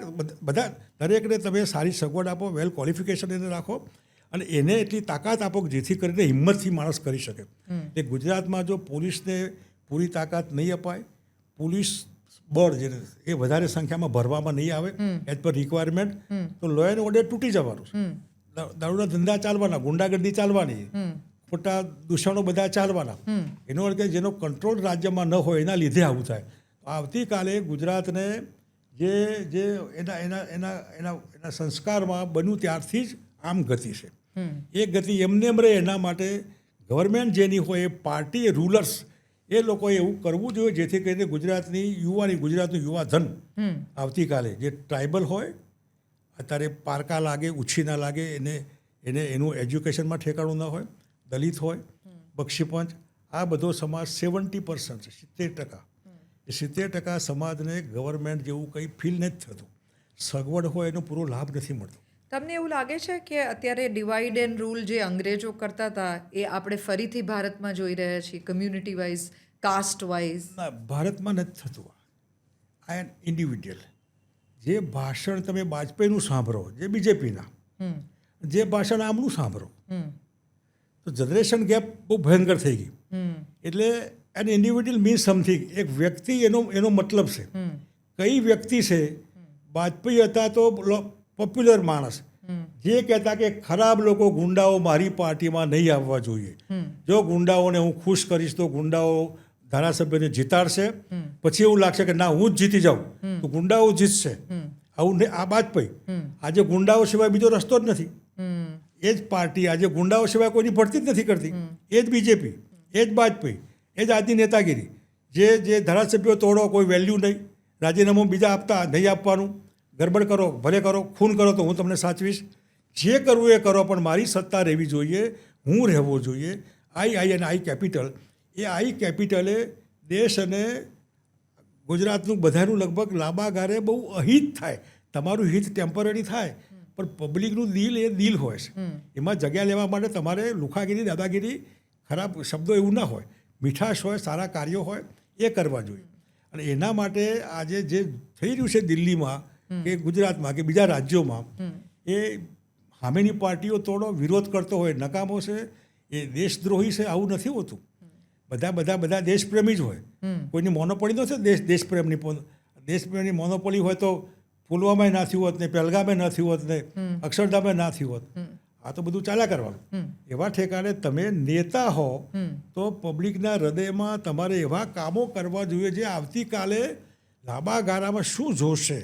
એના પ્લાનિંગમાં ડિજિટલ મીડિયા, સાયબર ક્રાઇમની વાત છે, યંગ જનરેશનને એજ્યુકેશનમાં તમે દુબઈમાં છોકરા ભણવા મોકલે છે, તમે લંડનમાં મોકલો, તમે અમેરિકા મોકલો, તો ત્યાંના છોકરાઓ અહીં ભણવા આવ્યું એજ્યુકેશન તમે આપો ને. અહીં શું નથી? તમને એવું લાગે છે કે અત્યારે તમારી આસપાસ જેટલા પણ લોકો છે એ જ્યારે છાપા વાંચે છે કે ટેલિવિઝન ચેનલ્સ પર ન્યૂઝ જુએ છે કે સોશિયલ મીડિયા પર જ્યારે કોઈની વાતો સાંભળે છે જે સ્પેસિફિકલી કોઈ પોલિટિશિયનની સાથે થતી હોય, તો એમાં એક ઇન્ડિપેન્ડન્ટ વોઇસ કોઈનો નથી સાંભળવા મળતો? ના. લોકોની એવી ફિલિંગ જે છે કે મીડિયા વેચાયેલું છે, અથવા તો મીડિયા હવે માત્ર કોઈ સ્પેસિફિકલી ગવર્મેન્ટ તરફી કે કોઈ, એટલે દરેક મીડિયાના પોતપોતાના એંગલ્સ અથવા તો પોતપોતાના અડ્ડા છે, હબ્સ છે. બે પ્રકારનું છે. આઝાદી પહેલાં દેશદાજ માટે પડતા, અત્યારે પોતાના માટે પડે. છાપવું એ તમારા માટે નથી, એની કમાણી છે, સોર્સ ઓફ ઇન્કમ છે, ઇટ્સ અ બિઝનેસ, એનું બિઝનેસ છે. એટલે બિઝનેસ માટે એ ગમે તેના વખાણ કરે, રૂપિયા મળે ત્યાં બિઝનેસ કરવાનો. એટલે હું ગોદી મીડિયાનો વાંક કાઢતો જ નથી, પણ ગોદી મીડિયાએ આવું ન કરાય, મારી ચાપલુસી ખોટી ન કરાય, એ મારી ફરજ છે કે હું ઠપકો દઉં, તમે આ ન કરો. એ વાજપેયી હોય તો ઠપકો દે. આજે તો આવું ફરજિયાત કરાવડાવે, તમારે બીજાનું નામ નહીં દેવાનું, મારું જ નામ દેવાનું. તમે આ ગોદી મીડિયાને એવા ટાઈટ ન કરો. આજે તમારા પગારદાર છે, કાલે બીજાના પગારદાર હશે. એ તમારી આ કરવા જ જેવું છે. તમે 1970s આ બધાને ઓળખો છો, તમે આ બધાના સિનિયર રહ્યા છો કે જે અત્યારે સિનિયર લેવલ્સની ઉપર અલગ અલગ જગ્યાએ છે. તમે આમાંના ક્યારેય કોઈની પણ સાથે બેસીને આ રીતે વાત કરો છો કે મને એવું લાગે છે કે તમે જે કરી રહ્યા છો એ અત્યારે પ્રજા માટે યોગ્ય નથી, કે હવે કોઈ સાંભળતું નથી? પ્રજાને પોતાને ખપે. પ્રજા એ અગેન આઈ છે કે મિરર હોય છે, એને લાગે કે આઈ એમ ઓલ્સો સેઇંગ ધીસ કારણ કે તમે દરેક પાર્ટીમાં ક્યાંક ને ક્યાંક બહુ સિગ્નિફિકન્ટ રહ્યા છો. તમે ઓપોઝિશન લીડર તરીકે પણ બહુ સ્ટ્રોંગ રહ્યા છો, તમે આરએસએસની રીતે પણ બહુ સ્ટ્રોંગ રહ્યા છો, તમે જ્યારે બીજેપી બંધાયું ત્યારે એમાં પણ રહ્યા છો, અને તમારી પોતાની ઇન્ડિપેન્ડન્ટ પાર્ટી. મારી તકલીફ એ છે કે હું જે પડ્યો આમાં આરએસએસ થ્રુ પડ્યો. જી. આરએસએસના આદર્શોથી. જી. હવે એ આદર્શો આજે મને નથી દેખાતા. તમને દેખાતો હોઈ શકે, બીજાને દેખાતા, મને નથી દેખાતા. મને નથી દેખાતા એનું મને સામે દેખાય છે. જે આરએસએસ આખા દેશની રક્ષા કરવાની વાત કરે, એના વડા જો પબ્લિકના ખર્ચાવાળી પોલીસની રક્ષણ લઈને ફરતા હોય, જે સિક્યોરમાં સિક્યોર દિલ્હીનું સાયન્સ આપણું વિજ્ઞાન ભવન, એમાં મિટિંગો થતી હોય, તમે તો રોડ ઉપર કરવી જોઈએ મિટિંગ. એટલે જે કથરી અને કરની જે સાદગીની વાત કરે, સાદગીને નાવા નીચવાનો સંબંધ ન હોય. આજે તમે હેડગેબાર ભવન જાઓ, હું ત્યાં સૂતેલો રહેલો છું, અત્યારે સિક્યોરિટી બહાર હોય તમને જવા ના દે. અત્યારે એ 2 માળનું હતું, અત્યારે 10 માળનું થયું. તમે દિલ્હીનું ઝંડેવાલા જુઓ તો 200 કરોડની બની ગયું. એનો અર્થ કે તમે ગઈકાલે જે વેલ્યુઝ માટે અમે હતા એ વેલ્યુઝમાં આજે નથી. શંકરસિંહ વાઘેલા એ જ વેલ્યુમાં છે. મને તમે તમારી એક જ પાર્ટીમાં રહીને બદમાશી કરો તો મને ગમે નહીં. તમે તમારા ઘરમાં રહીને તમારા પરિવારમાં દગો કરી શકો નહીં. તો પરિવાર તમે છોડી દો. તો તમારા પરિવારમાં રહીને તમારે બધું કરવાનું હોય કોન્સ્પિરસી. એ કોંગ્રેસ હોય કે બીજેપી, તમે તો બીજેપીના ઉમેદવાર હોય તો બીજેપીને જ જીતાડો, ન ફાવે તો નીકળી જાઓ ને.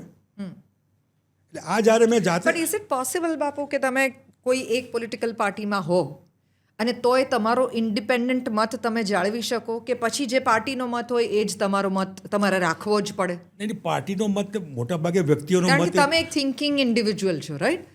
તો જ્યારે તમે કોઈક એક પાર્ટીની અંદર જોડાઓ પછી then do you still have space for an independent opinion? પાર્ટીમાં ત્યાં કોઈ સ્વતંત્રતા હોતી જ નથી. કોઈ પણ પાર્ટીમાં કોઈ પણ બોન્ડેડ લેબર. તમે પાર્ટીનો ચીફ હોય એ માલિક હોય. એ માલિક હોય, જેમ વાજપેયી હતા, તો વાજપેયીએ ગાંધીયન સોશિયોલોજીમાં મુંબઈમાં જે બની ભારતીય જનતા પાર્ટી 1980માં, એ વખતે વાજપેયીએ આ ઝંડામાં બી લીલો રંગ ઉમેર્યો. જી. અને એમાં એમને એડ કર્યું કે ગાંધીયન સોશિયાલિઝમ, સર્વધર્મ સંભાવ, આ વાજપેયીએ ઉમેર્યું. જી. બની પાર્ટી, ઉમેરનાર વાજપેયી. પછી પાર્ટી પ્રમાણે ચાલવું પડે. પાર્ટીમાં તમે સાપ દરમાં જાય સીધો જાય એમ પાર્ટીમાં તમે જાઓ એટલે તમારે સીધા જ રહેવું પડે. તમારી સ્વતંત્રતા પૂરી થાય. પણ ત્યાં તમે જે હોય લીડર, એ કમસે કમ તમે કાર્યકર્તાઓનું ધ્યાનમાં રાખીને સાચવીને એ જે સાચવવાનું હોય એમાં તમે એવું તો ન શીખવા કે આ નકામા છે બધા. એક જ પાર્ટીમાં કાવતરા તમે કરો, આ મને કોઈક મને નમસ્તે કરે, પછી એ મને કે પેલા સાહેબ બેઠા ને કે તે બાપુ નમસ્તે કર્યા, મને કેમ નમસ્તે ના કર્યા? પણ નમસ્તે ભાવના હોય માણસની. હવે ફરી પેલો ફરજિયાત મારા બદલે પહેલાં ત્યાં નમસ્તે કરવા જવાનો, કારણ કે ખખડાવે છે. આ જે માનસિકતા છે ને એ વિકૃત માનસિકતા, લ્યુનેટિક જેને હું કહું છું, આ લ્યુનેટિકિઝમ એ બહુ મોટું નુકસાન દેશને થઈ રહ્યું છે. એના લીધે પરિણામે આજે આરએસએસ, સો કોલ્ડ આરએસએસ, આજે ઓલ ઇન્ડિયા બીજેપીના પ્રેસિડેન્ટ નક્કી થઈ શકતા નથી, ગુજરાત નક્કી થઈ શકતા નથી. Something is wrong in between. Authority BJP છે, ઓથોરિટી આરએસએસ છે. મેળ નથી પડતો મારો આ માણસ, તમારો આ માણસ. કે તમે જે કોંગ્રેસ તો ઓપન છે જેવી છે, કોંગ્રેસ કોઈ દિવસે છુપાવતી નથી. એ તો જે તે વખતે ગંગાધર ટિળક અને ગોખલેના ત્યાંથી કોંગ્રેસ આવી. પણ આ તો સ્વીકારવું નથી, પણ અંદર ગરબડ હોય. આ ગરબડના લીધે તમે કપડું ઢાંકી રાખો થોડો વખત માટે, પણ કમસે કમ લોકોને આદર્શ એવા ન શીખવાડો જેથી કરીને એ આદર્શમાં એવું લાગે કે આ પાર્ટીમાં હોઉં તો પણ મને ન ગમતો માણસ હોય એનો વિરોધ હું કરી શકું, એવી આઝાદી ન હોય. કોંગ્રેસમાં બી જવું, એને બી માણસ ન ગમે તો એનો વિરોધ કરે, પછી કોંગ્રેસમાં બી જાય. પણ આ મેચ ફિક્સિંગ નહીં. હું મેચ ફિક્સિંગ આને કહું છું કે તમે એક જ પાર્ટીમાં હો તો એક જ પાર્ટીમાં વફાદાર રહો. એ કોંગ્રેસ હોય, બીજેપીમાં હોય, જે બીજેપીમાં તમને ગમતો હોય એ જ સાચો, ન ગમતો હોય તો વિચ મીન્સ કે જેની પાર્ટી માટે લોયલ્ટી નથી એની દેશ માટે લોયલ્ટી કેવી રીતે હશે? દેશ માટે લોયલ્ટી બાબતમાં તો હું નહીં કરું. દેશ માટે બધા જે ઇન્ડિયન, જે કંઈ ઇન્ડિયન છે બધા એની ભક્તિ હોય, ભક્તિની અલગ અલગ કલ્પના હોય. પરંતુ આ બધા એમાં પણ અત્યારે તો ક્વેશ્ચન થાય છે ને બાપુ, કે તમે ધારો કે જો તમે પ્રો ગવર્મેન્ટ નથી તો વિચ મીન્સ કે તમે અગેન્સ્ટ ધ કન્ટ્રી છો, એવી એક ફિલિંગ છે ને. એ સાંભળનાર લોકો બી બેવકૂફ કહેવાય. દેશભક્તિની વ્યાખ્યા એમની જ છે, મોનોપોલી એમની જ છે. સામે જવાબ આપનાર લોકો નથી. આ રાહુલ ગાંધીને હાઈકોર્ટનો જસ્ટિસ એવું કહે કે તું કેમ આવું બોલ્યો, એટલે મરી ગયા, ખબર નથી ચીનની બોર્ડર પર મરી ગયા લોકો, તું છાપું નથી વાંચતો, જજ થઈ ગયો, આવી ટીકા કરવાની કોઈને? તમારા મનમાં હોય તમારી આઈડિયોલોજી તમે ત્યાં જ્યુડિશરી પર તમે બેઠેલા છો, તમારી બે આંખ સરખી હોવી જોઈએ. એના બદલે જે આવું બનતું હોય ત્યારે આ પ્રોબ્લેમ થતો હોય. એવી રીતે આ બધા એમાં અલ્ટિમેટલી આરએસએસ યા બીજેપી જેમાં પાતળી ભેદરેખા છે, મોટી નથી, એના વેલ્યુઝ બદલાતા ગયા. એ સાદગીમાં બદલાના, પછી સત્તાને એ સાધન માનતા હતા, સાધ્ય નહીં. અત્યારે સત્તા સાધ્ય છે. એનો દાખલો મહારાષ્ટ્ર, એનો દાખલો બીજું ત્રીજું રાજ્ય, ત્રીજા રાજ્ય હરિયાણા, તે બનાવવાનું. એટલે સત્તા સિવાય કંઈ જ નહીં. પૈસો એમના માટે ગૌણ હતો, એમની જે ગુરુદક્ષિણા આવે એમાંથી બધું ચાલતું. એના બદલે અત્યારે કરોડો એટલે કરોડો દરેક કમલમમાં આવા સ્ટ્રોંગ રૂમમાં ભરેલા હશે બધા. તમે પોતે અત્યારે જે તમારી પ્રજાશક્તિ પાર્ટી ને લીડ કરો છો, તમારું શું એમ્બિશન છે અથવા તો તમારું શું વિઝન છે? What is it that you want two? હું પબ્લિક લાઈફમાં પબ્લિક માટે પડ્યો છું, પોતાના માટે નહીં. અત્યારે બીજેપીને હું ઓળખું એટલું કદાચ કોઈ એની માં નહીં હોય બીજેપીની મધર, જે બીજેપીને ઓળખે. બીજેપીને એટલે બીજેપીની ટોટલ ટીમ, કંઈક આખા ઇન્ડિયામાં ગમે તે હોય. હું બધાજ મધોક વખતથી લોકોને ઓળખું બધા એમાં. આરએસએસની મેં ગુરુ ગોલવલકરજી વખતથી બધાને ઓળખું. કોણ કેવા, શું કેવા પ્રકારના. All are human being. દરેક માણસ હ્યુમન વીકનેસીસ એ પ્રચારકની હોય, માણસોની હોય, વડાપ્રધાનની હોય, મુખ્યમંત્રીની હોય, જજની બી હોય. ગોગોઈ એનો દાખલો, સુપ્રીમ કોર્ટના છે, દરેકની હ્યુમન વીકનેસીસ હોય. એ બધામાં આ જે બીજેપી જે આવી નહોતી, મેં કલ્પના કરેલી. આજે બીજેપીએ લોકોને છેતરવા કરવામાં use and throw. So you are very disappointed by it. Naturally. એટલે આપણે એમાં ત્યાં કોંગ્રેસ સારી પાર્ટી, સારા લોકો, પરંતુ એમને કયા રીતે લડવું જોઈએ સાધનો બીજેપીના સામે એ લડતા એમને નથી આવડતું. Weak opponent. હા. અને પછી એ રોંગ બોક્સમાં આવી જાય. જે મુદ્દા આજે લેવા જોઈએ એ મુદ્દા ટાઈમ જતો ને પછી લે. એવી રીતે આ પાર્ટી બનેલી. એ બી ઉપર મોદી, નીચે કેજરીવાલ. તો ભેગું જ રાખો ને, હું કામ લોકોને મૂર્ખા બનાવો? તો તમારી દ્રષ્ટિએ આપ અને બીજેપી અલગ અલગ નથી, એક જ એ નથી. અને કોંગ્રેસમાં બી મેચ ફિક્સિંગમાં ત્યાંથી બી ત્યાં ગોઠવણ કે હું અહીંયા ઉમેદવાર મૂકું, તમે અહીં ઉમેદવાર મૂકો. એ સ્ટેટ લેવલ ઉપર જે થતું હોય છે, એ ગુજરાતમાં બી થતું હોય, એ નહીં થવું જોઈએ. અને એમને બી ઘણી વખત ઉમેદવાર ન ગમે તો વિરોધ બી કોંગ્રેસવાળા અંદર રહીને કરતા હોય. એટલે આ બધામાં આપણને પબ્લિક લાઈફમાં જે પડ્યા હોય લોકો, આપણને એમ થાય કે આ શેના માટે પડ્યા? તમે પડ્યા એમાં પબ્લિક નામની વસ્તુ કે ના, પબ્લિક નહીં, પહેલાં પોતે પછી પાર્ટી. પાર્ટી ખાલી ઉપયોગ કરવા પડતું, પાર્ટીના માટે વેલ્યુઝ માટે નહીં. એવા ઠેકાણે ગુજરાતની પબ્લિકને બીજેપી, કોંગ્રેસ આપ ઇક્વલ ટુ વન.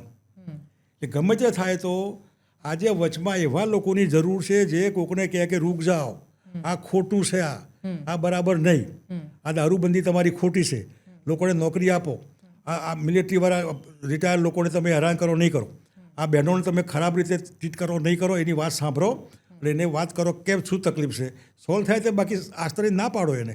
આવું ઘણું ખેડૂતોને તમે લાઇટ 8 કલાક, 10 કલાક, 24 કલાક આપો ને, ખેડૂતને પૂરા ભાવ આપો ને. આજે જે છે જે ગામડામાં ઇરિગેશન સારું તમે કરી આપો ને, રસ્તા ગામડામાં સારા આપો ને, રોડ ઉપર ખાલી આપવા એવું થોડું છે. એટલે ઘણા આ જે પ્રશ્નો તમને થાય છે બાપુ, એ હવે તમે 1940s જન્મ્યા છો, 70sથી તમે પોલિટિક્સની સાથે જોડાયેલા છો, you are 85 years old now. તો તમને એમ થાય છે કે હું મારી જિંદગીનો કેટલો લાંબો સમય જે છે એ સાવ બેસિક કમ્યુનિકેશનની અંદર ગયો કે આઈડિયલી રાજા કે સત્તા પક્ષ કેવો હોવો જોઈએ? ઇઝન્ટ ધીસ બેસિક કે જેના માટે તમારા આટલા બધા વર્ષો ગયા? 12 મહિનાની મારી સરકાર, ગવર્મેન્ટ આવી હોવી જોઈએ. શેના માટે હું પડ્યો હતો? 12 મહિનાનો નમૂનો ખાલી.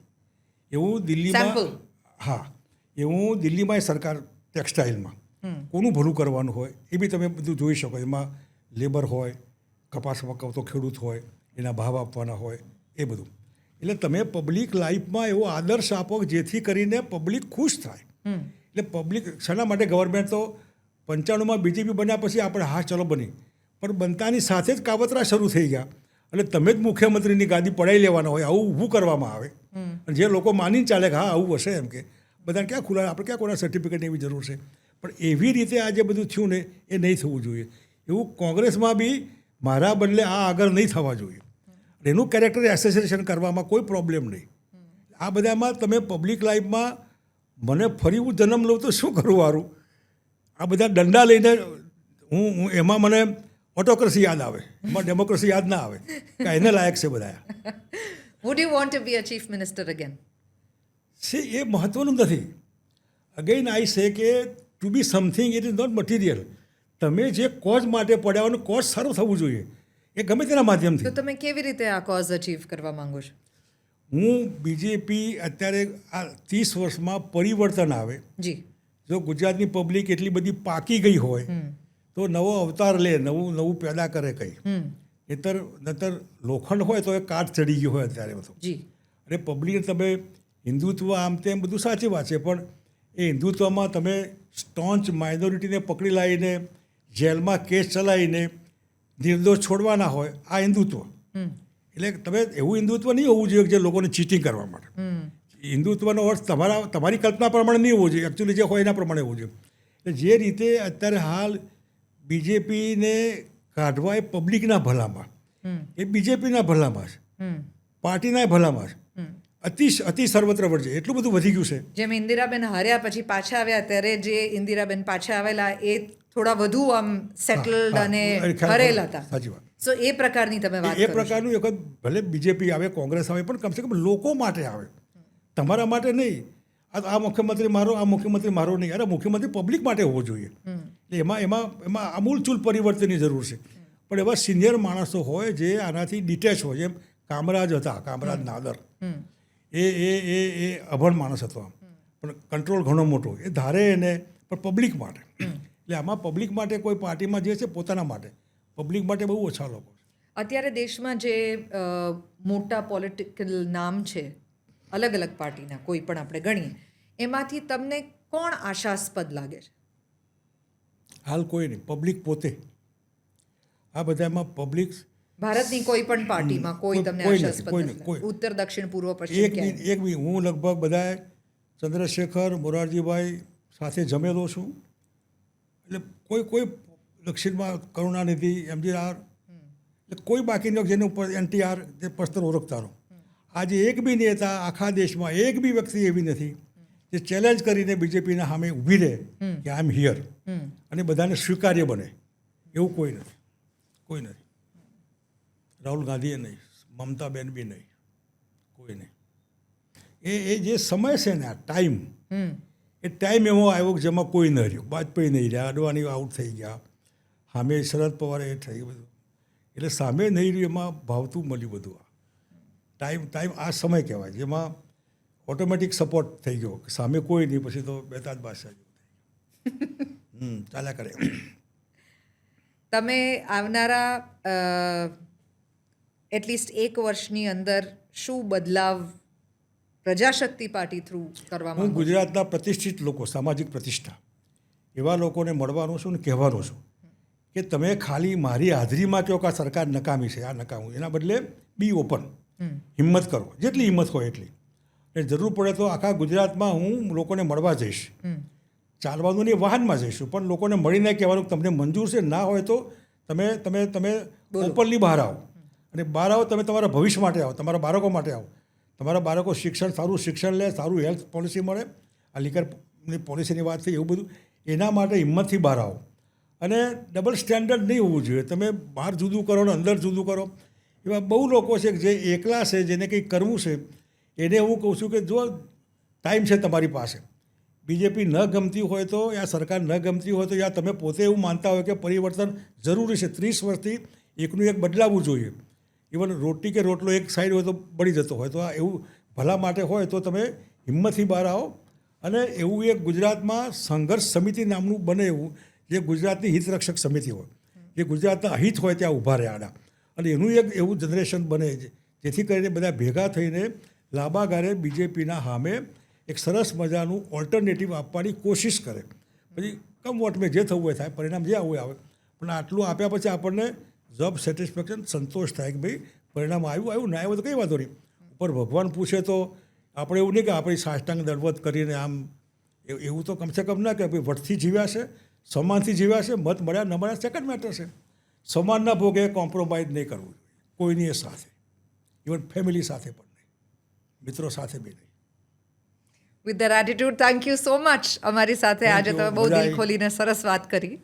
અને ઘણા બધા એવા યુવાન લોકો કે જે લોકોને પોલિટિક્સની અંદર જોડાવવું હોય, અને આમાંથી ઘણી બધી ટિપ્સ મળવાની છે, like a master class of લેવા માટે આવો હોય તો ના આવે, દેવા માટે આવે. જી. અને એને શેના માટે પોતાની જાતને પૂછે કે why you are joining public life, MLA બનવું છે, એમપીમાં તો ના આવતો. આ તો બહુ કાઠું કામ છે. Thank you sir, thank you so much. Thank you very much.